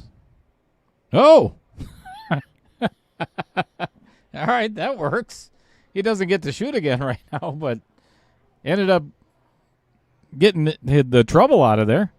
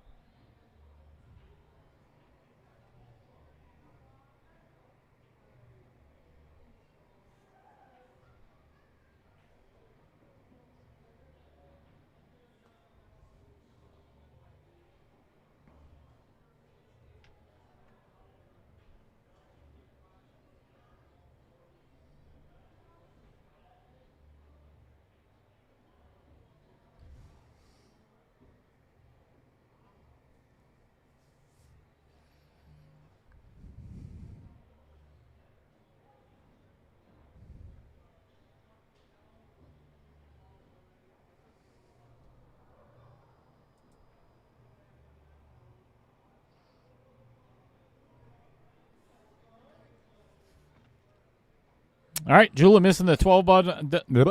Never mind. 12 ball down in the corner.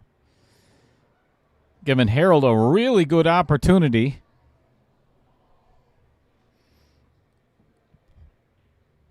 Play the 1 all the way down. Could play the 2 on the side. Somehow he's got to get on that 3 ball. He can do that from the 4, which you get. Never mind. Just scratch everything I was saying. A little out of focus today.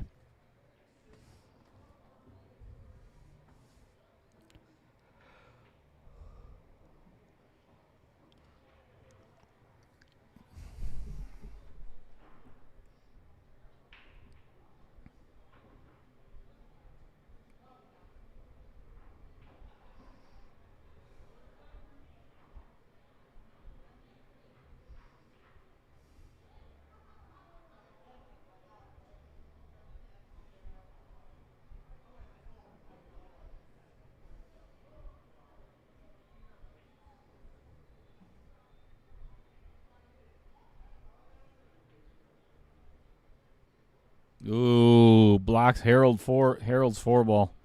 That could hurt.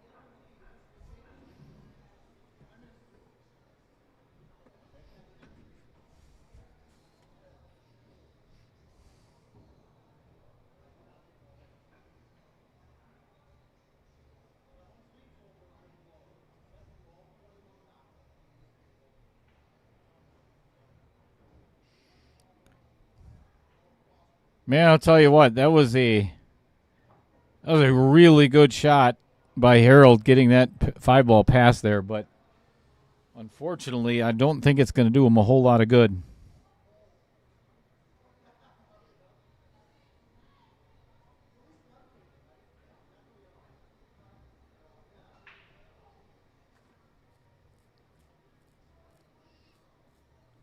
Scoozapalooza, a.k.a. Scott Benbenek.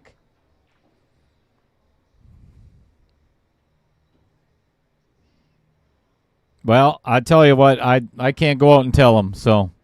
But you're more than welcome to text him. If that's totally up to you. Can't stop you from doing that. But if you were not tuned in last week, I got to give my hats off to Scott. I'll tell you what. He played a hell of a friggin' match against Mike Masevich, one of the bounties, and took him to a shootout at Rocks and Rails. Man, I'll tell you, that was exciting. And it ended up, sudden death too, right, Scott? That was fun to watch. We actually had part of it on the stream.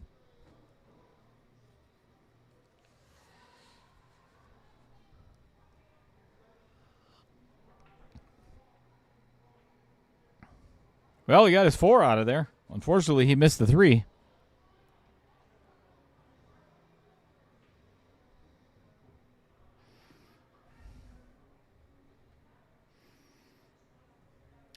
Yeah, Scott, the Harold seems a little out of sorts today, quite honest. Watching the entire match, he just doesn't – he's not playing like he did the last match.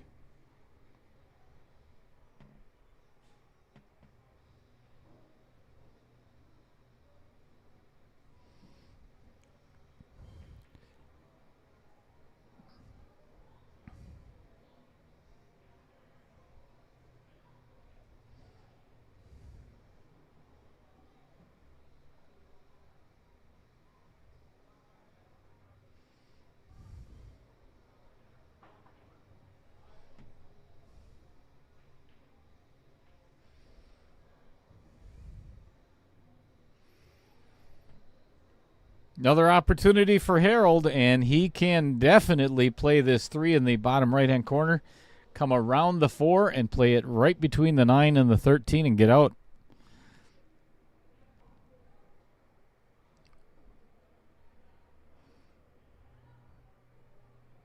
Obviously, everybody in Julie's camp does not want to see Harold come back in the 8-ball. Oh, goodness. Oh, goodness. He did it again. Left himself in.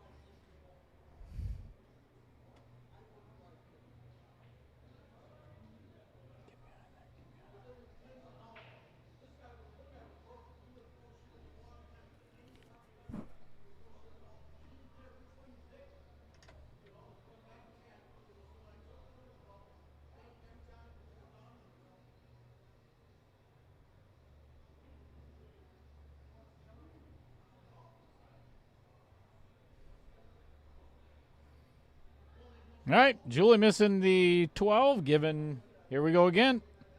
Good shot for Harold in the side, but can he get on the 8 ball? That is the question.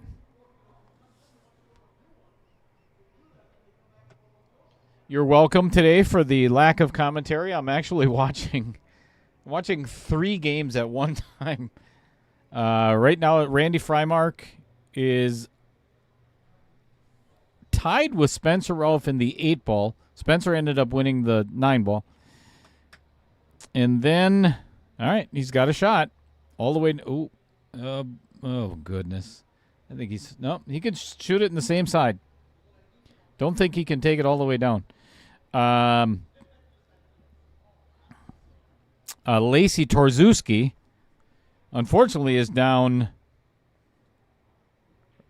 Ooh, boy.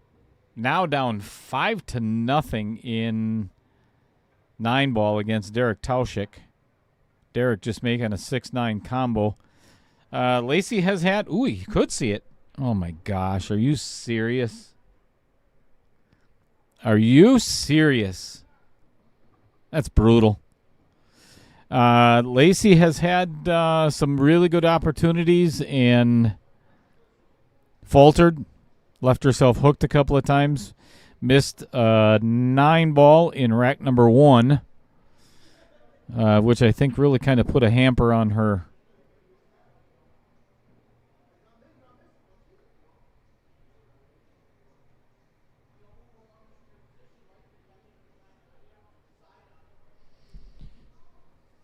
Yeah, that was. You got to be. You can't hit one of the outer points going into one of these pockets. They can be brutal.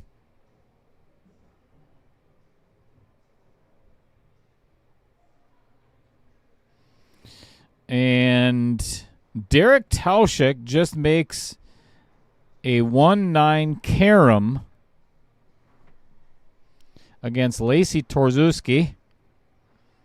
And that puts away set number 1. So they're going to place an 8 ball.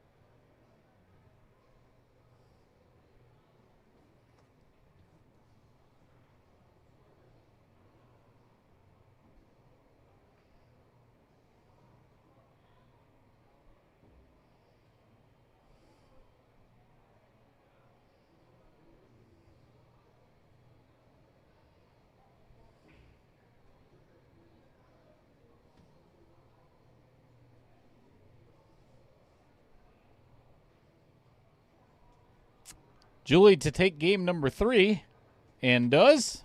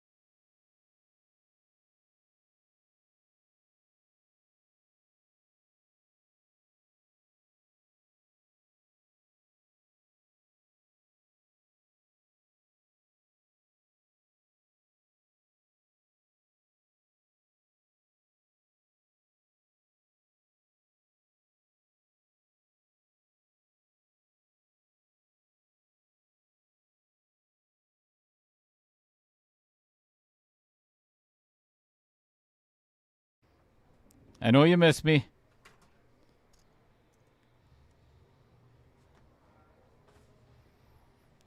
Had to go up to the bar and order some food. Chat with some of the viewers.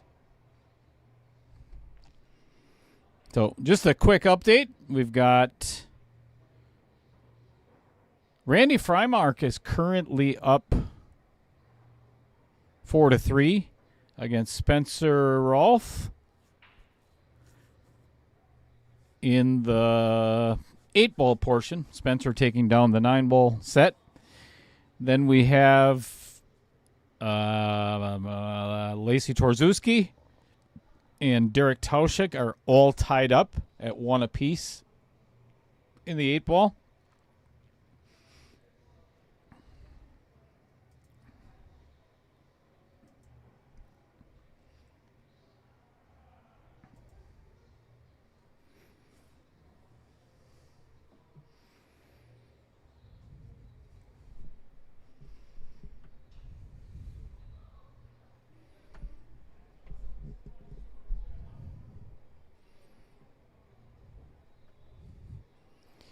So we've got 3 bounty matches today, and this being a semifinal match of 1.5.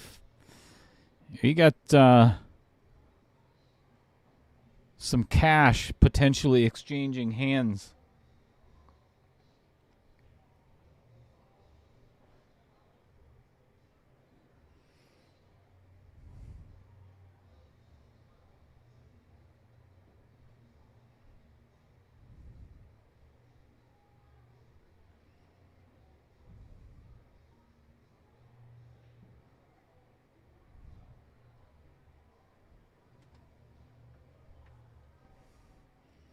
Good shot by Julie.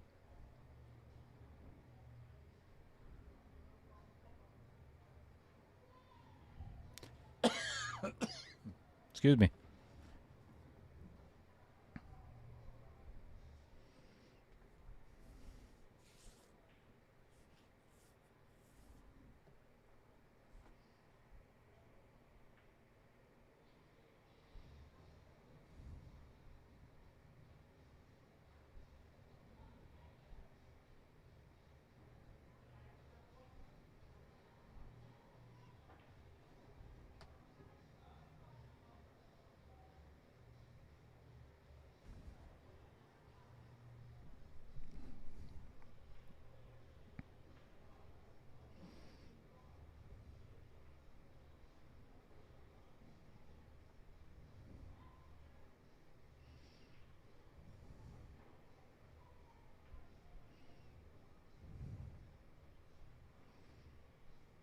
Right now, Spencer Rolfe has a shot on the 8-ball to make it a hill game in 8-ball. So if he can make, and makes it. All right, so it is, if Spencer Rolfe can, and it's his break, so if he can end up breaking and running, he is going to walk away a winner in that match. All tied up at 4 apiece.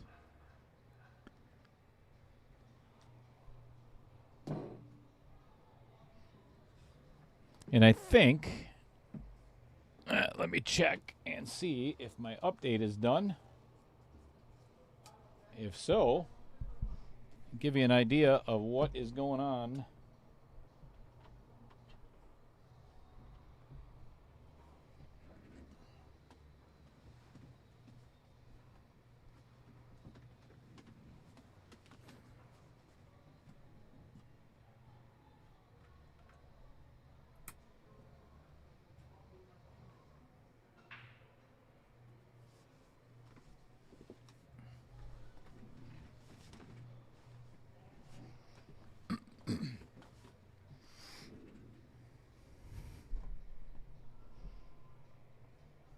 Good shot by Harold.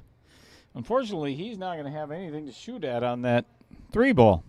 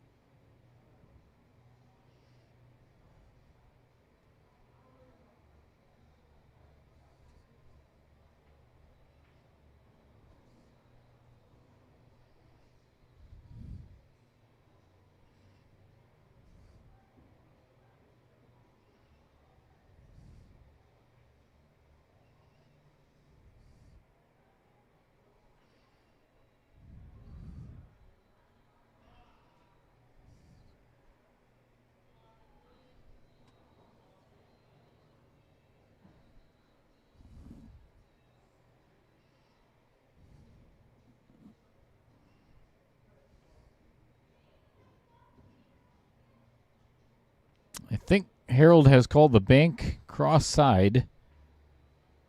Yep, did, and unsuccessfully.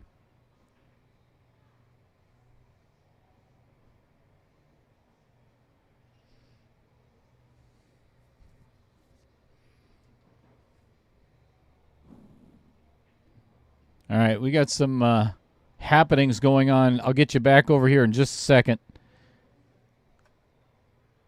There's Randy Frymark and Spencer Rolfe. Julie is not shooting at the moment.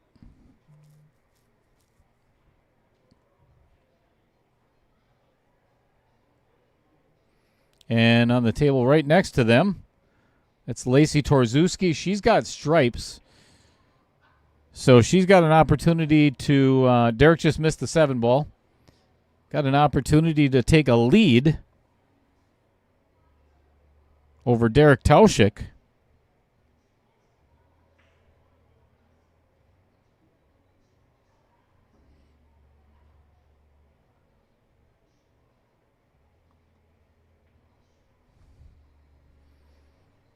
Julie Fleming attempting a safe on the 15 ball and ended up just tying up hers.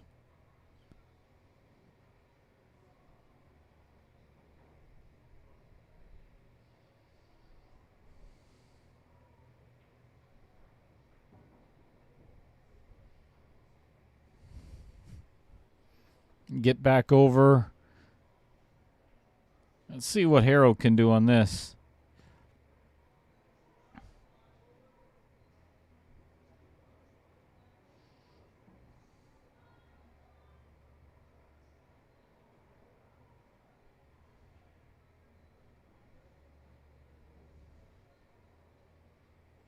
Yeah. Ends up missing that. Oops, my bad. Get back over there.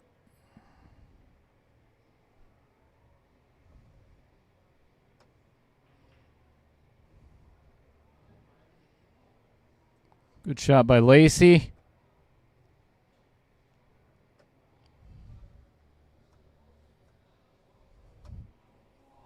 The big mess on the other table.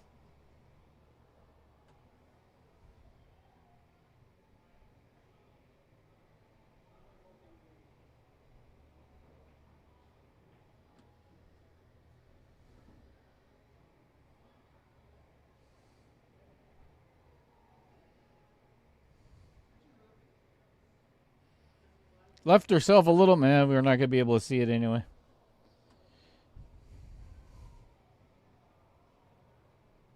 She made it.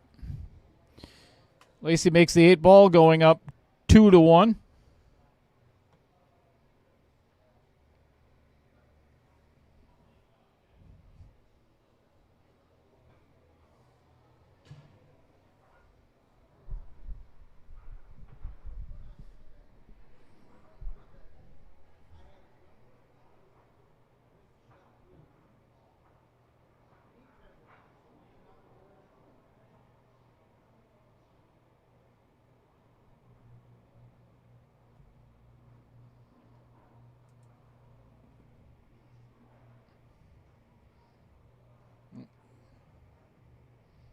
Sorry about that. Doing the camera moving around a little too much. Julie is very undecided as to what she's doing. Still thinking about it. Randy up at the table after Spencer just played a safe. It's a good battle over here. It's a really good battle.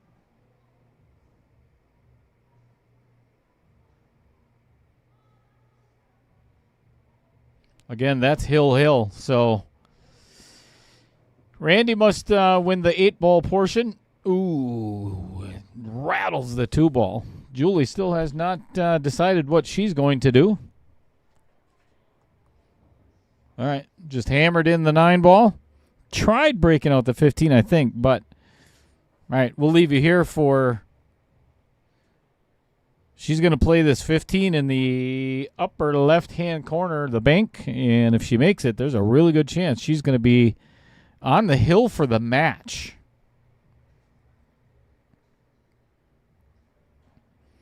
I think she just called safe. Pretty sure she just called safe. She's going to have to hit this to perfection to stay behind the... Nope, she did not. She has left Harold with a shot on the 2 ball to get to the 3.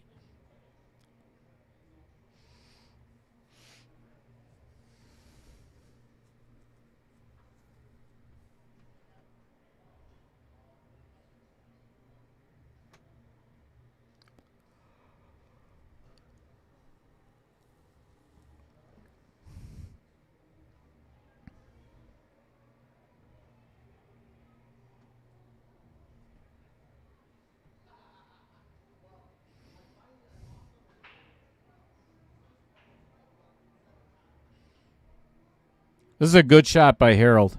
This is a really good shot.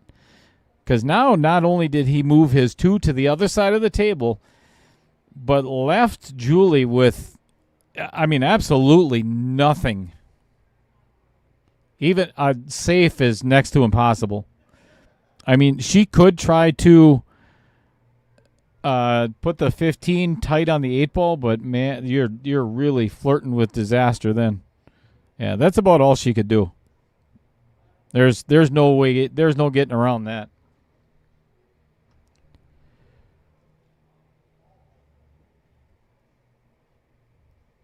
Well, not much to this for Harold.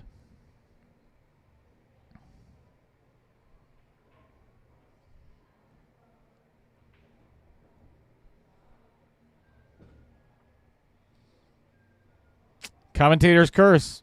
And he just looked up at me in the booth like, what the is going on? Son of a... Are you kidding me? Damn it. Mother... That's kind of what he was mouthing a little bit.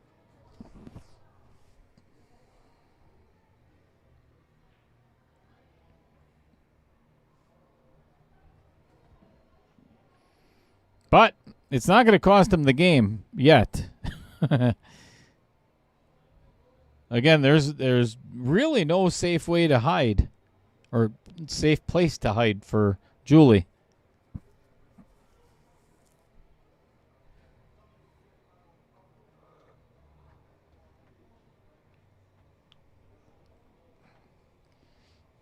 But she does keep... Oh, look at this. Comes away with a good save. And now all Harold can do is get a hit. If he doesn't do that, then he's in all kinds of deep doo-doo.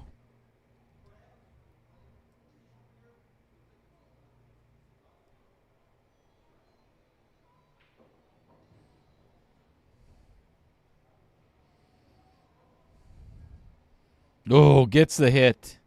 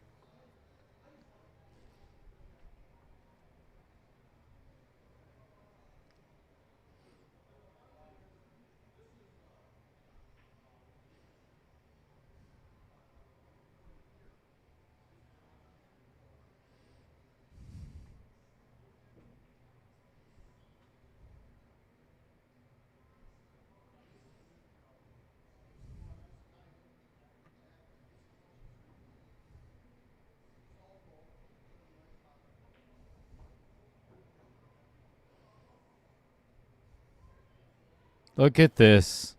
Man, I don't know what that...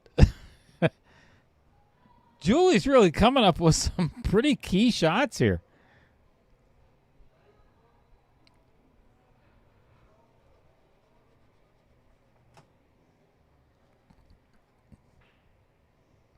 Again, I mean, Harold can just keep chopping at this, the 2 or the 3 until he makes one of them. And it's not going to be on this turn. But leaves Julie with, again, there's nothing to shoot at. Now the 2 looks so deep in the pocket, I don't think...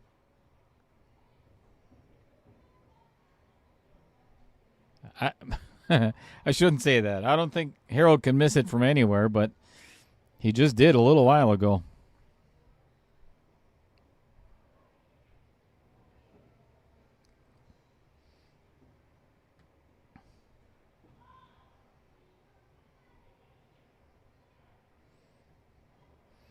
She's actually trying to eyeball. She's eyeballing this up like it goes past that 8 ball. Yeah, I don't think so.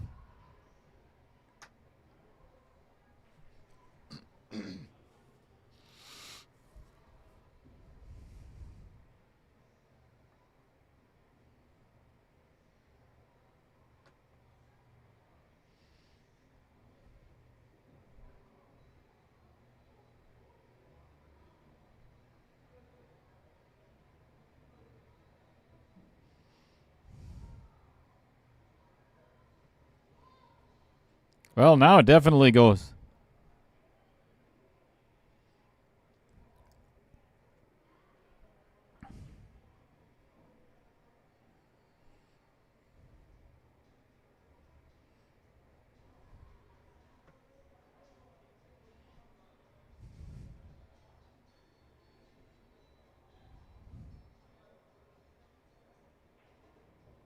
Uh-oh. That better sit right in front of the pocket. Oh, goodness. Harold has left himself with super thin cut on the 3 ball. If he makes it, he should be able to, unless he puts the cue ball right where it is now.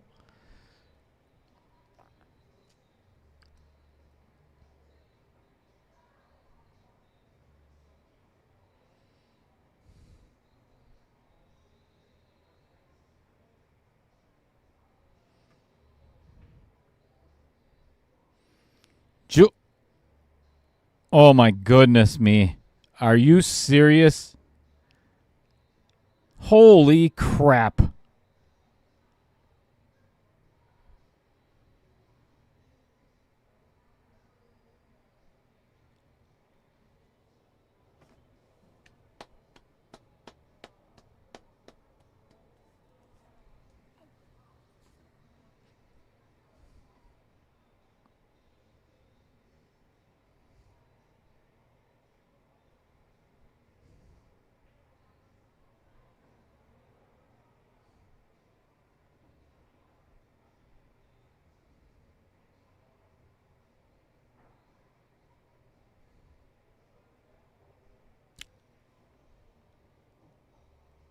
What in the ever-loving... Oh, my goodness. Look at this ball. Are you serious?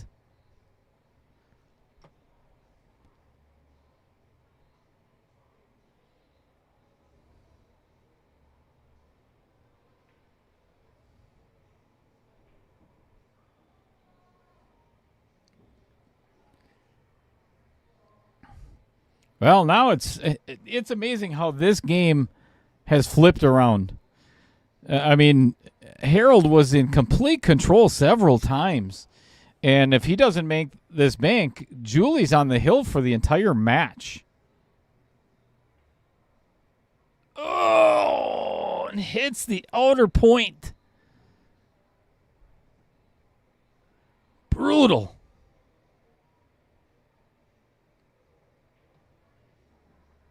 Julie goes on the hill. Well, she will shortly.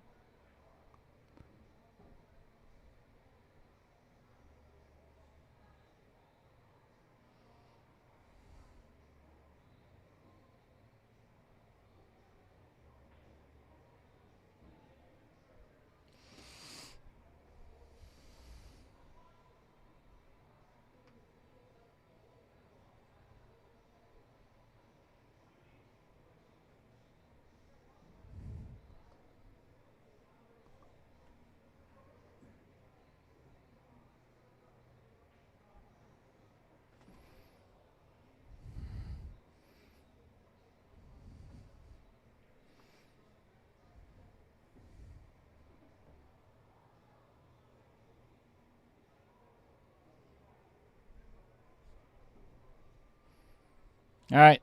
Let's get you updated on some of the other stuff that's going on. It looks like Randy Frymark has defeated Spencer Rolfe in the 8-ball portion of their set. So they are now going to play 10-ball. And Lacey Torzuski just won game number 4. So she is up 3-1 in 8-ball.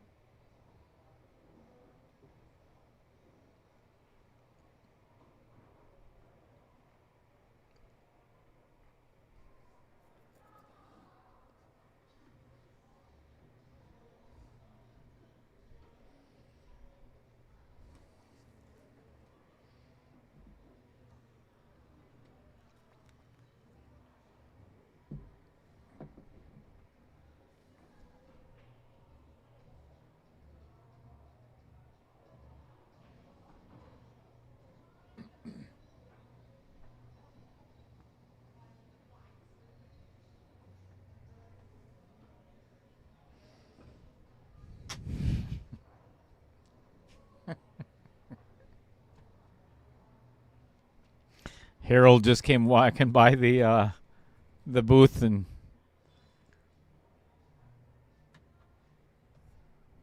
in disbelief by how today is going. I don't blame him. It's been a challenge.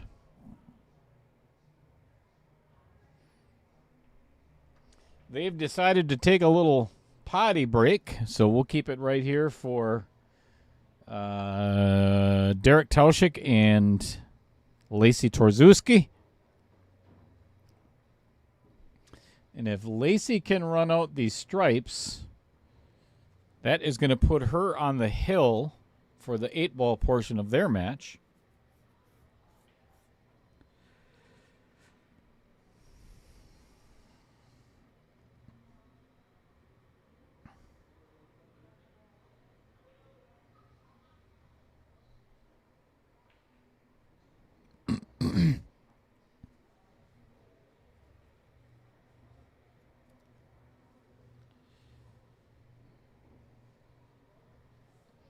Yeah, Mirage.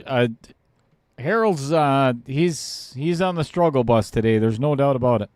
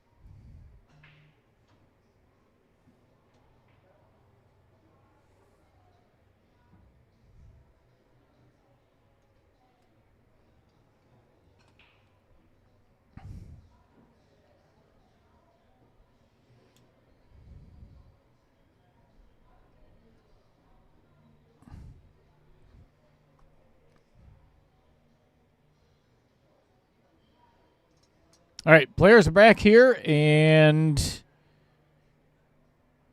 Julie just broke. Open table.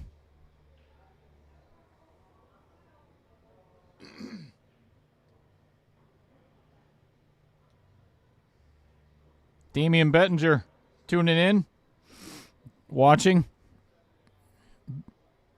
taking out Peyton Fultz in the other semifinal match.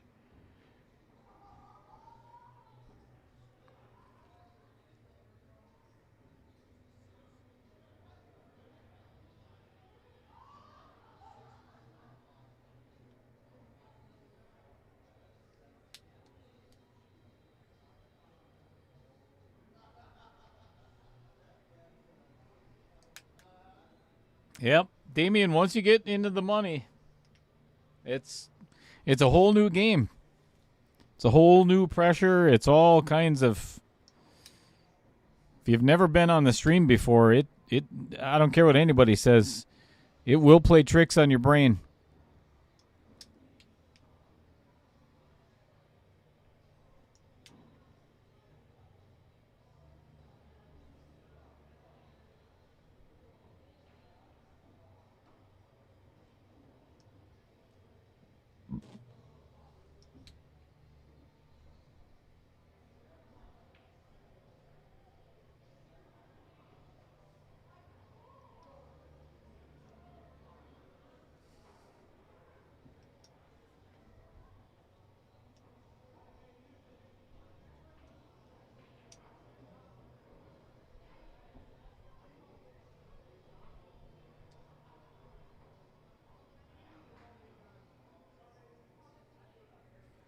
All right. Harold definitely in survival mode.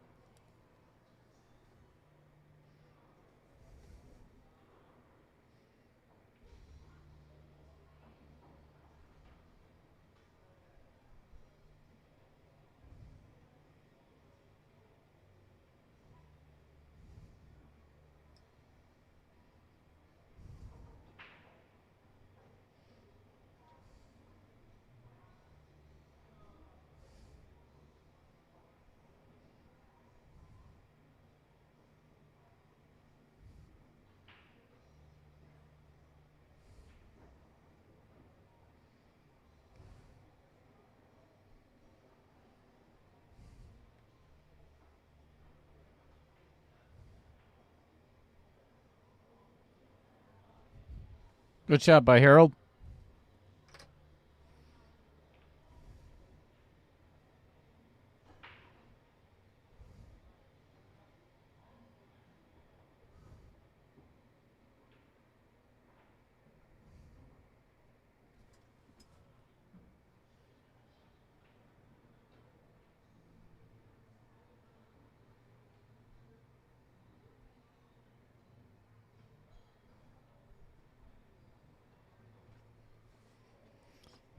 Well, sorry you didn't get to see it, but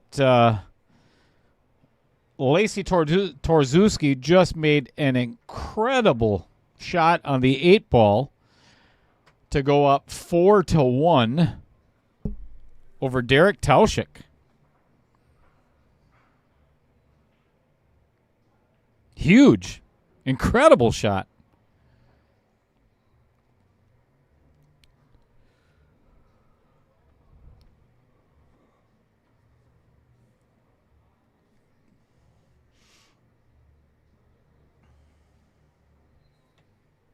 You got that right, Adam. No doubt about it.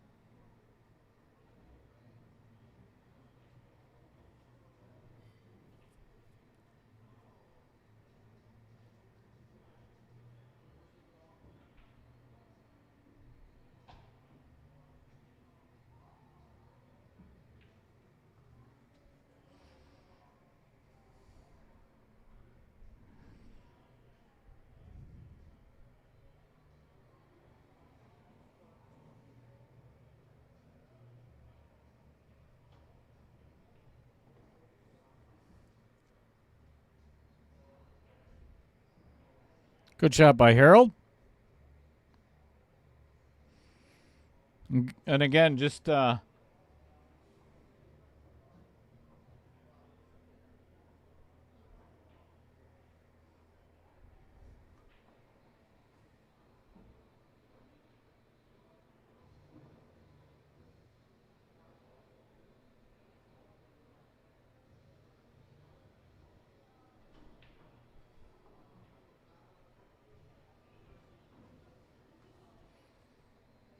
Harold has to win all the rest. He has to win the next 3 games in a row, or he will be going home in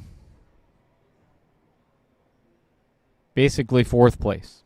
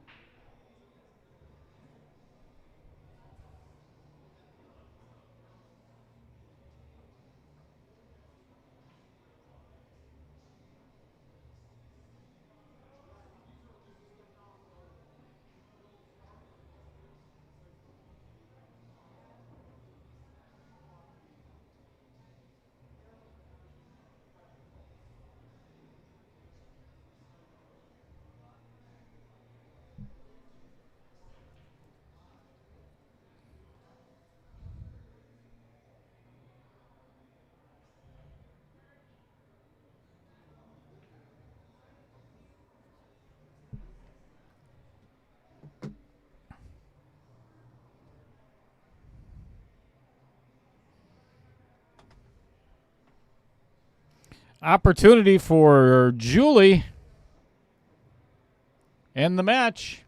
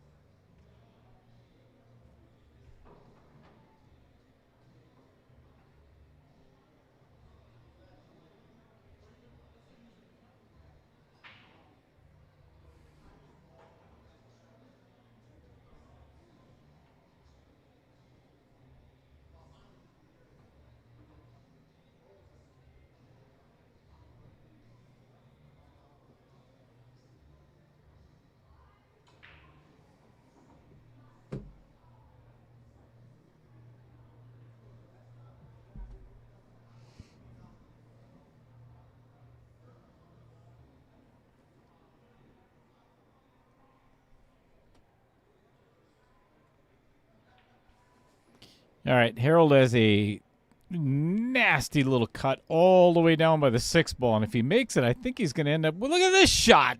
What the? He's got a shot on the 8 and the side.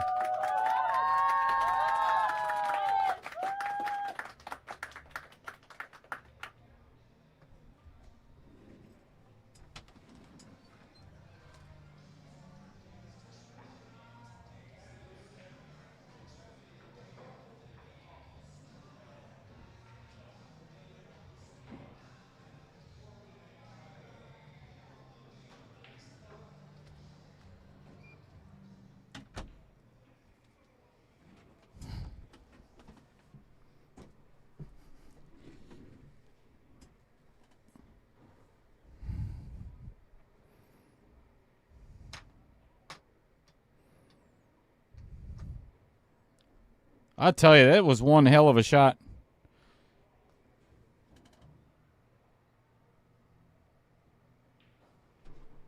Oh, my goodness.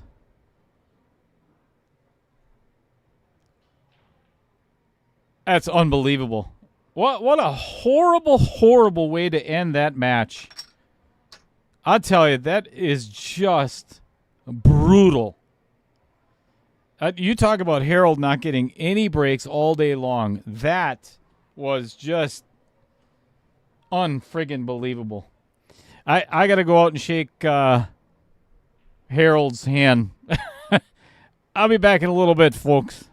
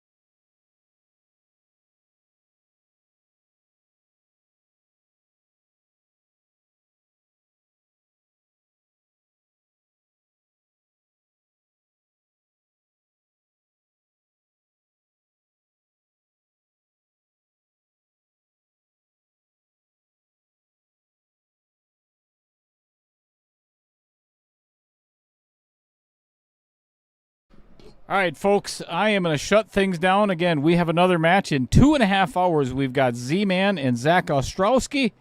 They're going to be showing up for another bounty match. So until then, thank you, everybody, for tuning in. Muchos gracias, and we'll see you later.